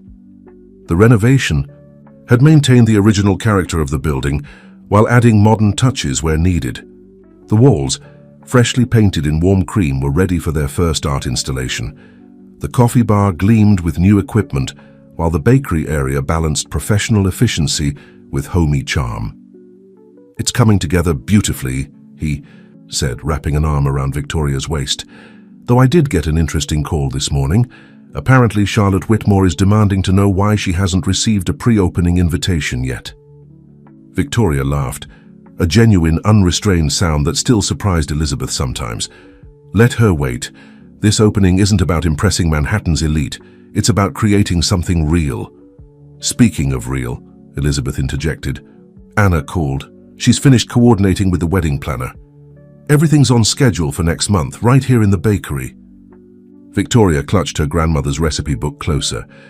A small ceremony surrounded by art and the smell of fresh bread. It's perfect. She paused, then added softly, I wish my grandmother could see this. See who I've become. I think she can, Elizabeth said gently. I think she'd be proud of how you've honored her legacy while creating your own path. Robert cleared his throat discreetly. The artists are waiting to discuss placement of their works, and the first batch of uniforms has arrived for the staff. No uniforms, Victoria said firmly. Just simple aprons. I want everyone who works here to feel comfortable being themselves. She caught Elizabeth's eye with a knowing smile. No more pretending to be something we're not. As Robert left to handle the artists, Marcus picked up one of the vintage rolling pins from the display. "I've been thinking about Wheeler," he said carefully, watching Victoria's reaction. "The prosecutor called yesterday. They're offering him a deal in exchange for information about other fraud schemes." Victoria's hands stilled on her grandmother's recipe book. "Good. Maybe some other families can get justice too." She took a deep breath. "You know, for years I thought I was trapped by my past mistakes, but really I was trapped by the fear of facing them." Elizabeth watched as Marcus set down the rolling pin and took Victoria's hands in his. "You're the bravest person I know," he said softly. "It takes courage to choose truth over safety, to rebuild instead of running away." "I had good examples," Victoria replied, looking between Marcus and Elizabeth. "You both showed me what real love looks like. Love that's strong, enough to face hard truths and come out stronger." The morning light streamed through the large windows, catching the dust motes in the air and making them dance like golden stars. The space smelled of fresh paint and possibility, of endings and beginnings intertwined. Elizabeth moved to the coffee bar, running her hand along its smooth surface. "You know, I've been thinking about what your grandmother said about baking being its own kind of art. She was right. Every loaf of bread, every carefully crafted pastry, they're temporary. Masterpieces that bring people together, create moments of joy." Victoria opened her grandmother's recipe book again, this time to a blank page near the back. "Then I suppose it's time to start creating our own masterpieces. Together." The sound of delivery trucks and workers filled the street outside, but inside Golden Crust Reborn, something magical was taking shape. A dream not just rebuilt, but reborn into something even more beautiful than before. The week before Golden Crust Reborn's grand opening, and 2 days before the wedding, Victoria stood in the bakery's kitchen at midnight, surrounded by dozens of test batches of pastries. The space was filled with the warm, comforting scent of butter and sugar, but her expression was one of intense concentration as she piped delicate designs onto what must have been her 20th attempt at the perfect wedding cake. "You know," Elizabeth's voice came from the doorway, making Victoria jump slightly. "Most brides hire someone else to make their wedding cake." Victoria smiled without looking up from her piping. "Most brides haven't spent the last 3 months rebuilding their lives around a bakery." She stepped back, studying the intricate pattern of sugar flowers cascading down the cake's sides. "Besides, this isn't just a wedding cake. It's a promise." Elizabeth moved closer, admiring the detail. Work. The cake was elegant but not ostentatious, each layer telling a story through its decorations. Small books representing Victoria's grandmother's recipes, delicate paintbrushes symbolizing Elizabeth's art gallery dreams, and at the very top, a perfect chocolate croissant rendered in sugarwork. "A promise to whom?" Elizabeth asked softly, though she suspected she knew the answer. "To myself, to Marcus, to you." Victoria set down the piping bag and turned to face her future mother-in-law. "To everyone who's ever believed in second chances." She gestured around the kitchen. "This place, this cake, the wedding, they're all promises that it's never too late to become who you were meant to be." Elizabeth noticed the dark circles under Victoria's eyes, evidence of many late nights spent perfecting her craft. "You've come so far from the woman I first met, or thought I met." "You mean when you were playing housekeeper?" Victoria's eyes sparkled with amusement. "You know, I've been meaning to ask, how did you manage to make your coffee service so consistently imperfect? Just enough to irritate, but not enough to truly complain about." "Years of being a perfectionist," Elizabeth laughed. "It takes real skill to do something deliberately less than perfect." Her expression softened. "Though I've learned that perfect isn't always what we think it is." Their conversation was interrupted by the arrival of Marcus, still in his business suit despite the late hour. "I thought I'd find you both here," he said, loosening his tie. "The art for the opening exhibition is all installed, and Robert's finished the final seating arrangement for the wedding." He crossed to Victoria, pressing a kiss to her flower-dusted cheek. "Though I'm not sure why we need formal seating for 30 people." 29, Victoria corrected. Charlotte Whitmore sent her regrets. Apparently she's having dinner with potential investors that day. She smiled mischievously. though those investors might be interested to know that Wheeler's conviction has made all his previous business recommendations suspect. "Look at you," Elizabeth said proudly, "protecting others from the same trap you once fell into." Victoria's expression grew thoughtful.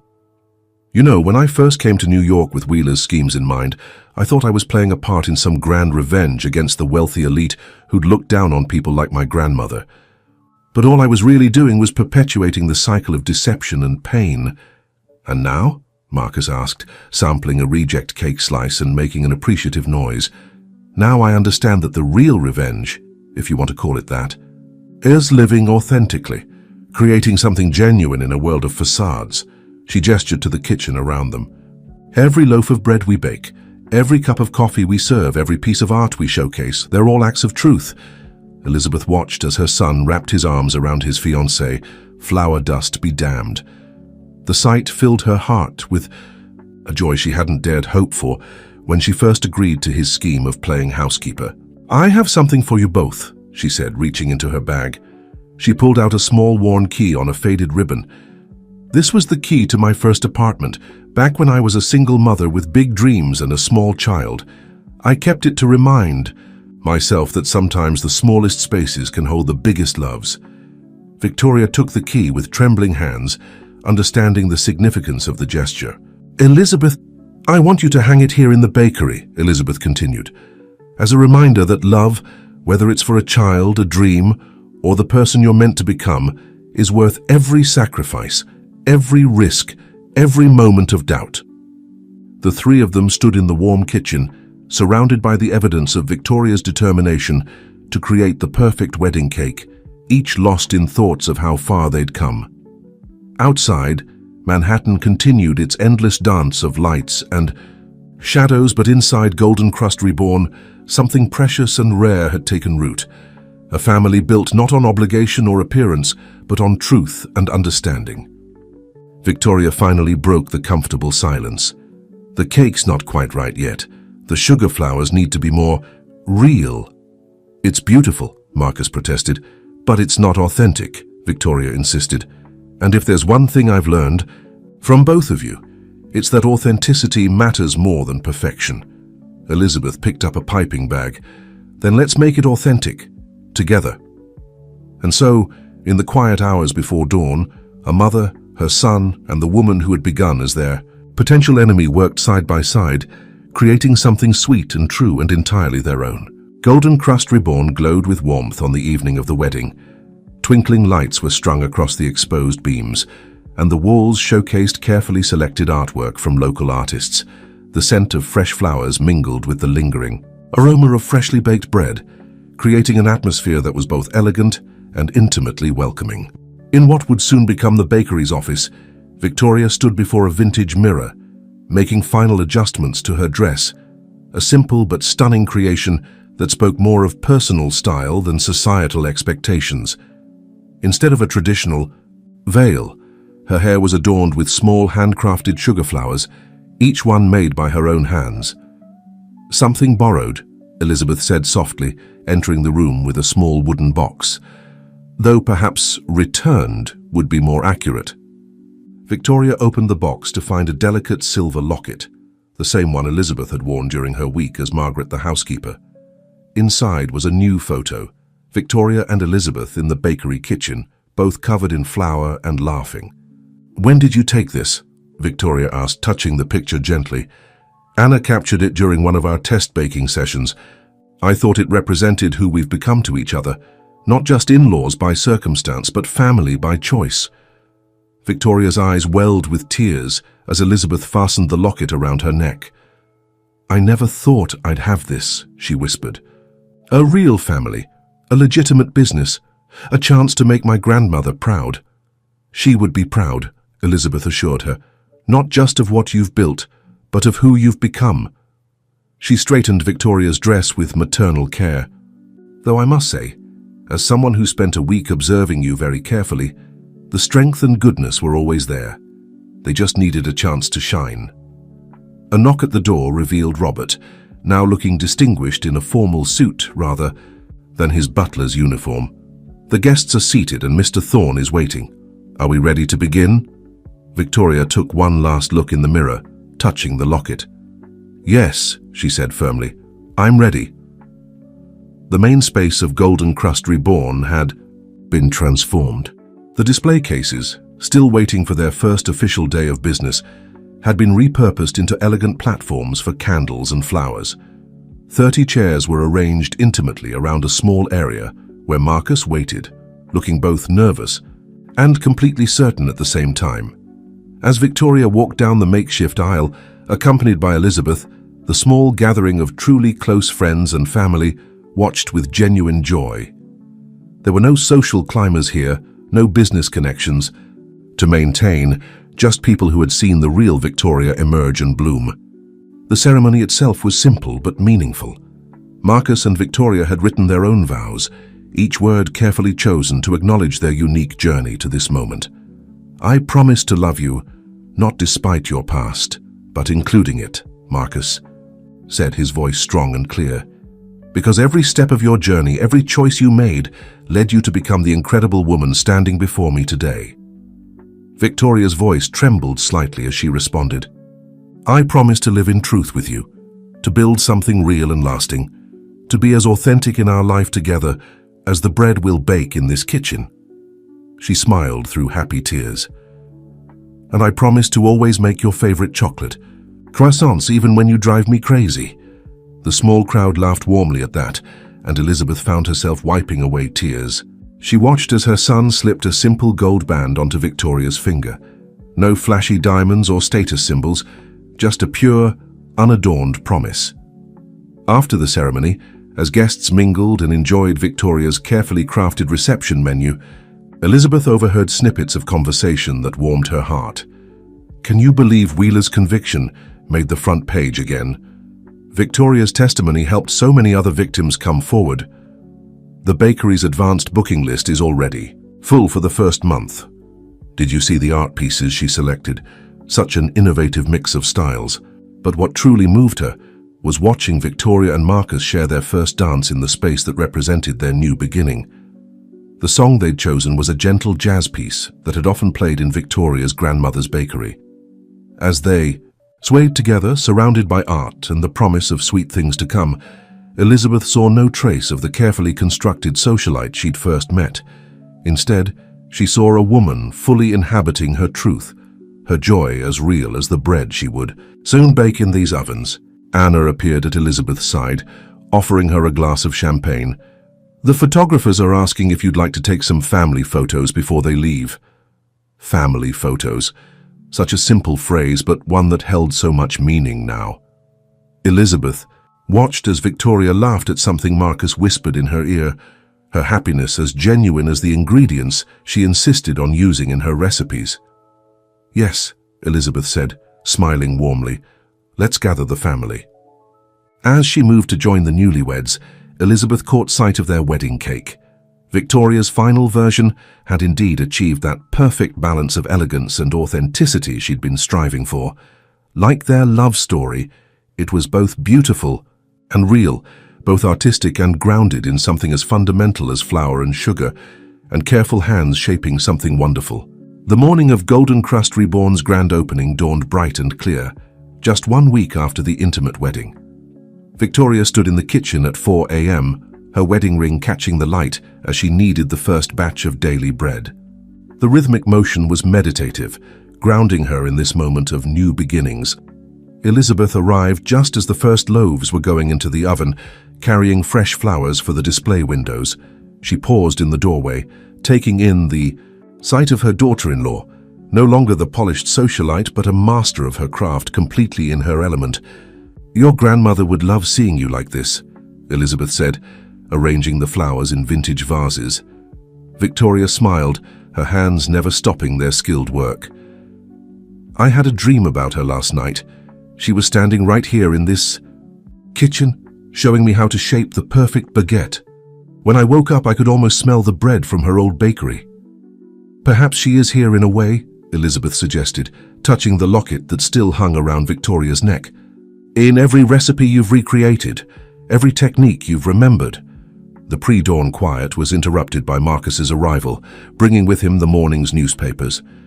"You both need to see this," he said, spreading the New York Times on a clean counter.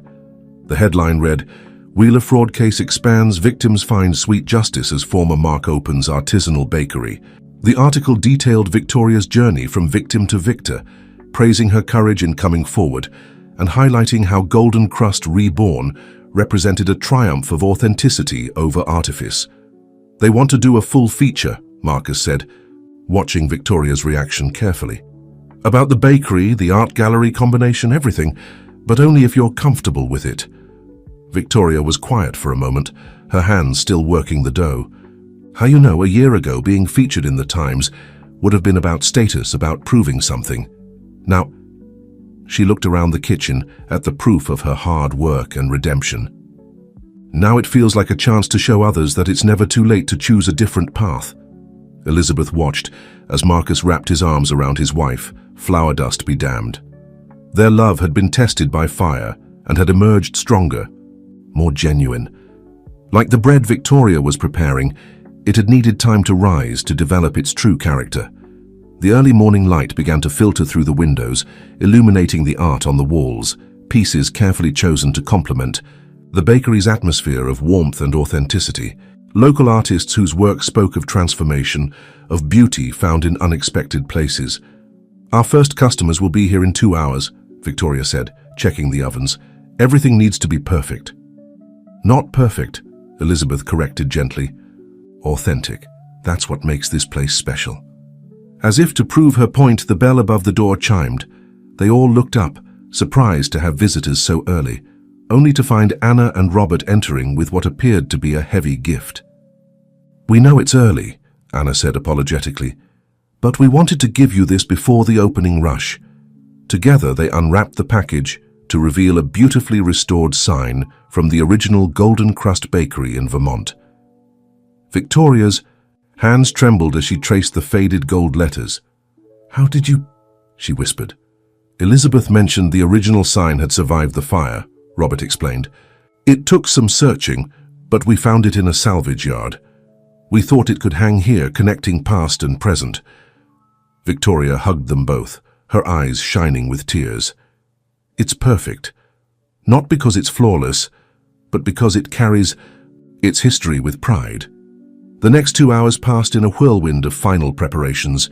The display cases were filled with artisanal breads and pastries, each one made with care and attention to detail. The coffee bar was ready, promising perfect pairings with Victoria's creations. The art on the walls seemed to glow in the morning, light, creating an atmosphere that was both gallery and gathering place. Just before opening, Elizabeth gathered everyone together, Victoria and Marcus, Anna and Robert, and the small staff they'd carefully selected. Each person held a piece of warm bread, fresh from the oven. "To new beginnings," Elizabeth said, raising her piece like a toast, "and to the understanding that sometimes our greatest challenges lead us to our truest paths." Victoria squeezed Marcus's hand, then moved to unlock the front door. Outside, a small crowd had already gathered, drawn by the irresistible aroma of fresh bread and the promise of something genuine in a city of facades.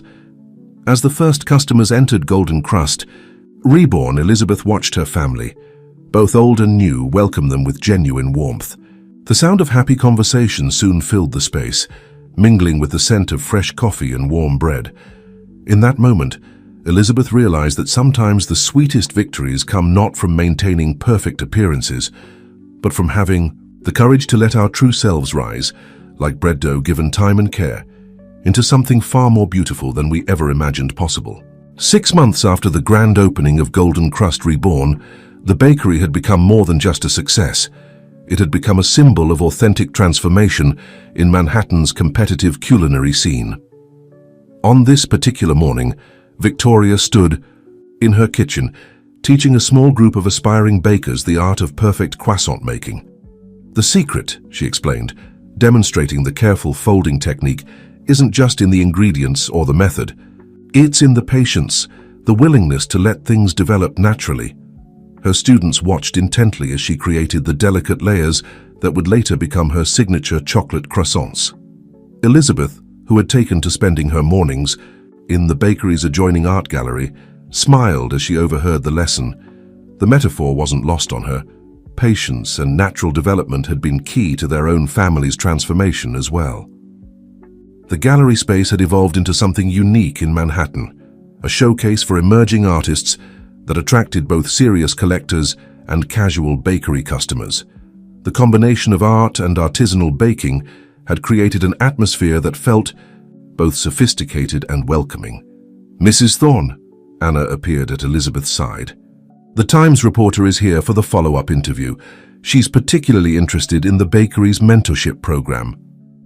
The mentorship program had been Victoria's idea, a way to help other people who needed second chances. She had partnered with local women's shelters and rehabilitation programs, offering training in both baking and business management. It was her way of turning her own redemption story into opportunities for others. Victoria finished her demonstration and joined Elizabeth in the gallery, wiping flour from her hands. "I still can't believe how much has changed in 6 months," she said, looking around at the space they'd created together. "Remember when I thought success meant impressing the right people at charity galas?" Elizabeth squeezed her hand. "You're impressing people in a much more meaningful way now. Did you see this morning's reviews?" She handed Victoria the latest food magazine, where Golden Crust Reborn had been featured not just for its exceptional pastries but for its innovative business model and community impact. The article particularly praised the way the bakery had combined art and food to create a space that nourished both body and soul. "Your grandmother would be proud," Elizabeth said softly. "Not just of the bakery's success, but of how you've honored her legacy while creating your own." Victoria touched the old Golden Crust bakery sign that hung prominently near the entrance. "Sometimes I think about that woman I used to be, the one who walked into Marcus's life with such calculated intentions. She seems like a stranger now." "Not a stranger," Elizabeth corrected gently. "Just someone who needed to find her way back to her true self. We all have those moments of losing our path. The courage comes in choosing to find it again." Their conversation was interrupted by Marcus's arrival. He had made it a habit to spend his lunch hours at the bakery, often bringing his business meetings there. Today, he carried a special surprise. "The final paperwork came through," he announced, presenting Victoria with an official-looking document. "The Vermont property where your grandmother's bakery stood. It's yours now." Victoria's hands trembled as she read the deed. But how? That land was tied up in legal issues after the fire. "Let's just say having a good legal team and a compelling story of redemption helps," Marcus smiled. "I thought maybe we could build something there.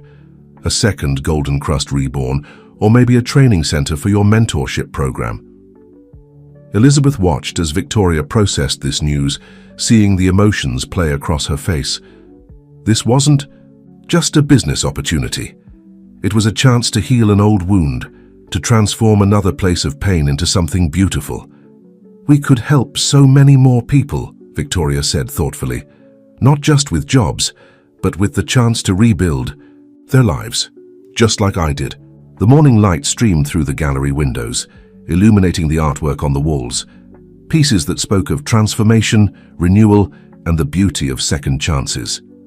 The scent of fresh bread wafted from the kitchen, where Victoria's students were now attempting their own croissants. In that moment, Elizabeth realized that their story had come full circle. What had begun as a scheme to uncover deception had instead revealed something far more valuable. The truth that people, like bread, can rise above their circumstances when given the right ingredients: love, trust, and the courage to begin again. Victoria's next class was gathering in the kitchen, eager faces waiting to learn not just about baking, but about the possibility of transformation. As she prepared to return to her teaching, Victoria hugged Elizabeth tightly. "Thank you," she whispered, "for seeing the real me even when I was trying so hard to be someone else."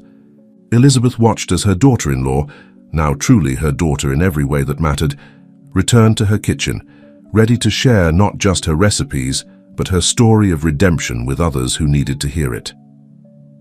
1 year to the day, after Elizabeth had first donned her housekeeper's uniform, the extended family gathered in Golden Crust Reborn for a private celebration. The bakery had closed early, and the space was filled with the warm glow of sunset and intimate conversation. Every surface held platters of Victoria's creations, including, of course, her now famous chocolate croissants.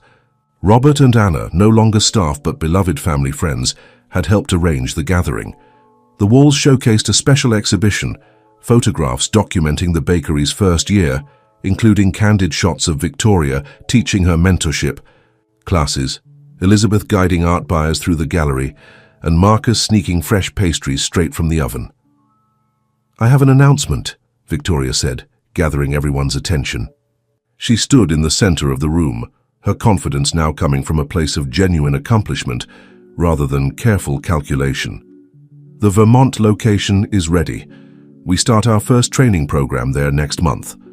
The news was met with enthusiastic applause. The second Golden Crust Reborn had been designed as a residential training center where women fleeing difficult circumstances could learn both culinary skills and business management.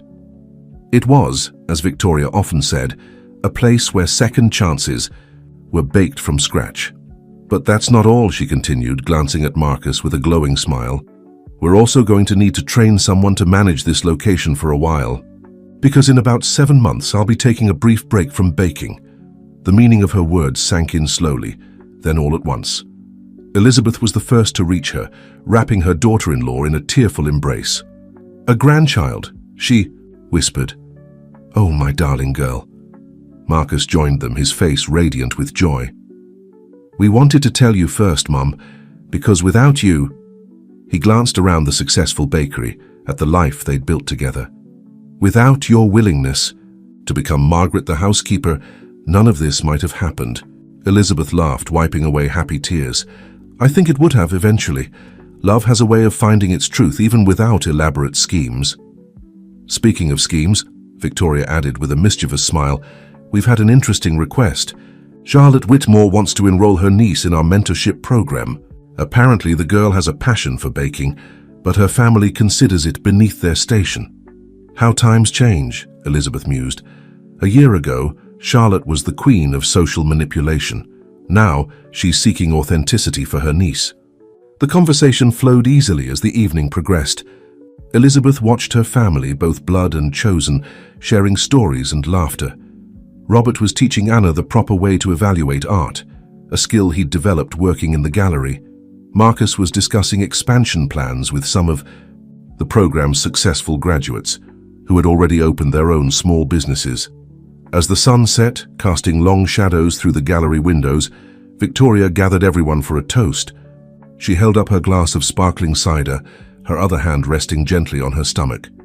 "To 1 year of truth," she said, her voice clear and strong. "To the family who taught me that love isn't about perfect appearances, but perfect acceptance. To the mother-in-law who cared enough to become a housekeeper to protect her son, and ended up helping me find myself instead. To second chances," Marcus added, raising his glass. "To rising together," Elizabeth completed, looking around at the family they had become. Later, as the gathering wound down, Elizabeth found Victoria in the kitchen, running her hands along the worn wooden counters that had witnessed so many transformations. "You know," Victoria said softly, "I used to think love was like a business transaction, something to be negotiated and managed, but it's more like baking bread, isn't it? You need the right ingredients, yes, but also patience, trust, and the courage to let things rise in their own time." Elizabeth wrapped an arm around her daughter-in-law's shoulders. "And sometimes the most important ingredient is the willingness to start over, to try again, to believe in the possibility of something better." Through the kitchen window, they could see the old Golden Crust Bakery sign glowing softly in the evening light.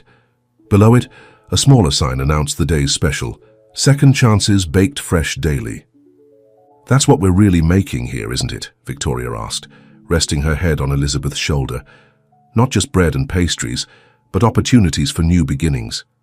"Yes," Elizabeth agreed, thinking of how far they'd all come. "And those are always the sweetest things we can create." The kitchen was quiet now, but it held the echoes of a year's worth of laughter, tears, and truth. Tomorrow, it would again fill with students learning to rebuild their lives one recipe at a time. But for now, in this moment, it was simply a place where a family had learned that love, like the best bread, only needs honesty and courage to rise into something beautiful. 18 months after Golden Crust Reborn first opened its doors, Victoria stood in the kitchen of their Vermont location, watching the sunrise through wide windows that overlooked the mountains. In her arms, she cradled her 3-month-old daughter, Grace Elizabeth Thorne, who was contentedly sleeping despite the early hour and the sounds of baking preparations beginning around them. The Vermont facility had blossomed into something even more meaningful than they'd imagined. The residential training program had already helped dozens of women rebuild their lives, and the waiting list grew longer each month. The original property, where Victoria's grandmother's bakery had stood, was now home to not just a training center, but a community of hope and second chances. "There you are," Elizabeth's voice came from the doorway. She had arrived the previous evening to help prepare for today's special event. "I thought I might find you both here." Victoria smiled as her mother-in-law approached.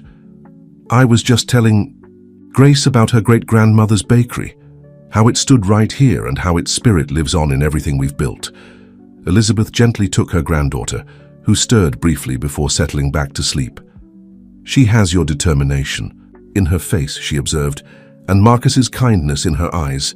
And hopefully," Victoria added softly, "her great-grandmother's wisdom and your strength." The kitchen began to fill with activity as the day's first class arrived. These weren't their usual students, though. Today was special. They were hosting a group of former students who had completed the program and gone on to start their own businesses or find success in the culinary world. One by one they filed in, each carrying a dish they'd created based on recipes learned in this very kitchen.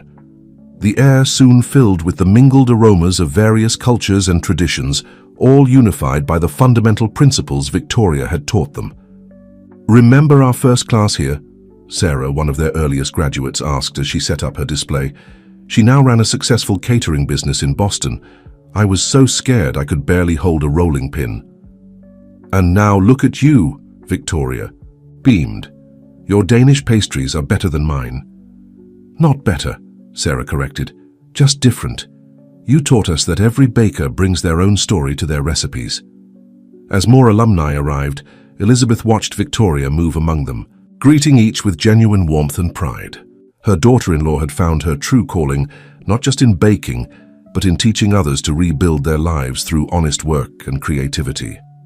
Marcus arrived mid-morning, having flown in from New York, where he still managed the empire his father had built, though now with a different philosophy, one that prioritized people over profits. He joined Elizabeth by the windows, watching Victoria lead a group discussion. "Sometimes I still can't believe how everything turned out," he said softly. "When I first asked you to play housekeeper, I thought I was protecting myself from deception.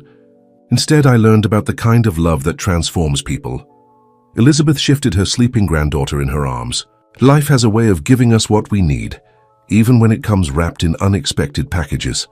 The day's event was more than just a reunion. It was a celebration of transformation. Each graduate shared their story, not just of what they'd learned about baking, but of how they'd discovered their own worth in the process. One woman had opened a small cafe in her immigrant community, creating a gathering place that celebrated both her new home and her heritage. Another had started a mobile bakery that served homeless shelters, combining business success with social mission. Each story was unique, yet connected by threads of redemption and renewal. As Victoria prepared to address the group, she handed Grace to Marcus and took her place at the front of the kitchen.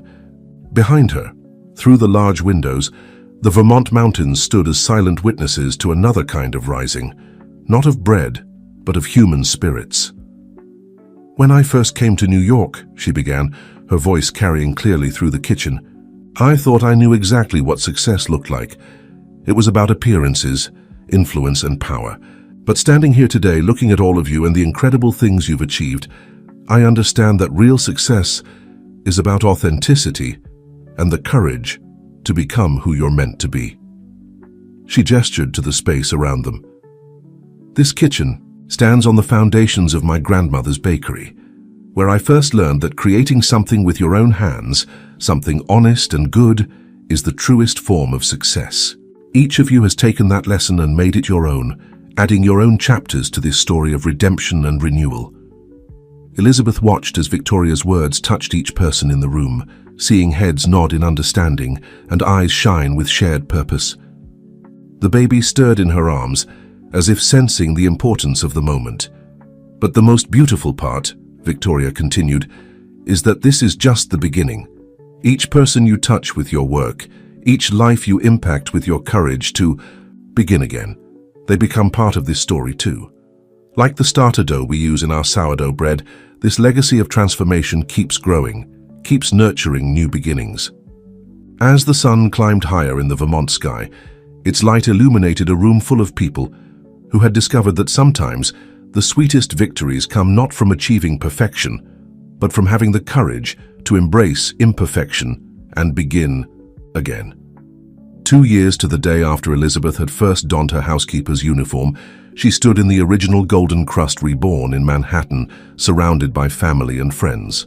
The bakery had closed early for a private celebration, but the ovens were still warm, filling the air with the comforting aroma of fresh bread and sweet memories. Victoria moved through the space with practiced ease, little Grace secured in a sling across her chest. The baby had become a fixture in both bakery locations, charming customers and staff alike, with her sunny disposition and seemingly innate appreciation for the smell of baking bread. "I found something interesting this morning," Victoria said, bringing out a small, worn notebook.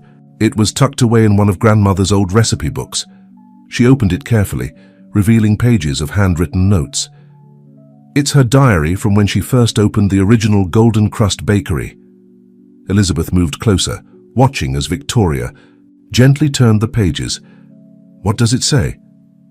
"Listen to this entry," Victoria began reading. "Today a wealthy woman came to the bakery, turning up her nose at everything. But then she tasted my bread, and I saw something change in her face. For a moment she forgot about appearances and simply experienced joy. That's the power of honest work. It reveals the truth in all of us." Marcus, who had been setting up for their celebration, joined them. "Like mother, like granddaughter," he said softly, wrapping an arm around his wife. "You both found ways to help people discover their authentic selves through bread. Though my journey took a few more twists and turns," Victoria admitted with a wry smile. Speaking of which, she handed Grace to Marcus and disappeared into the back, returning with a familiar silver serving tray, the same one she had once imperiously claimed was smudged during Elizabeth's days as Margaret the housekeeper. "I think it's time for a new tradition," Victoria announced, placing the tray on a central table. On it sat 3 cups of perfectly prepared coffee and a plate of chocolate croissants. "Every year on this day we'll share coffee and croissants on this tray to remember where we started and how far we've come." Elizabeth felt tears welling in her eyes as she took her seat at the table. "Who would have thought that my week as a housekeeper would lead to all of this?" "You know what they say about the butterfly effect," Marcus smiled, adjusting Grace in his arms. "One small action can change everything." As they shared their coffee and croissants, the conversation flowed naturally to their plans for the future. The Vermont Training Center was thriving, with plans to open similar facilities in other states. The Manhattan location had become a cultural landmark, combining art and artisanal baking in a way that attracted both tourists and locals. "Charlotte Whitmore's niece is graduating from our program next month," Victoria mentioned. "And you'll never believe what she's planning to do. She's opening a small bakery in her family's summer house in the Hamptons. Charlotte is actually helping her set it up. Now that's what I call a transformation," Elizabeth laughed. "Speaking of which, have you heard the latest about Wheeler? His community service program has him teaching business ethics at a community college," Marcus replied. "Apparently he's become quite passionate about warning students about the dangers of fraudulent schemes." Victoria touched her grandmother's diary thoughtfully. Sometimes the path to redemption comes in unexpected ways. She looked around the bakery, at the art on the walls, the well-loved equipment in the kitchen, the photographs of successful graduates displayed proudly near the register. All of this started with deception, but it grew into something true and beautiful. Elizabeth watched as Grace reached for a croissant with tiny, determined hands. Like your grandmother wrote, honest work reveals the truth in all of us. Sometimes we just need a little help finding our way back to that honesty. As the evening light filtered through the windows, casting a golden glow over their gathering, Victoria raised her coffee cup. To the perfect recipe, she said softly, not just for bread, but for life. A measure of courage, a cup of truth, a pinch of forgiveness, and enough love to make it all rise. And time, Elizabeth added, thinking of how far they'd all come. Don't forget the time it takes to let things develop naturally. To time, truth, and second chances, Marcus agreed, careful not to disturb the now sleeping Grace. They sat together in the warm kitchen, this family built on transformed deceptions and reformed hearts, sharing coffee and croissants on a silver tray that had once been a symbol of status, but was now a testament to change. Outside, Manhattan continued its endless dance of ambition and appearance. But inside Golden Crust Reborn, something more precious had taken root. The understanding that real love, like the best bread, doesn't need pretense or perfection. It simply needs honest ingredients, careful tending, and the courage to begin again, rising sweetly with each new day.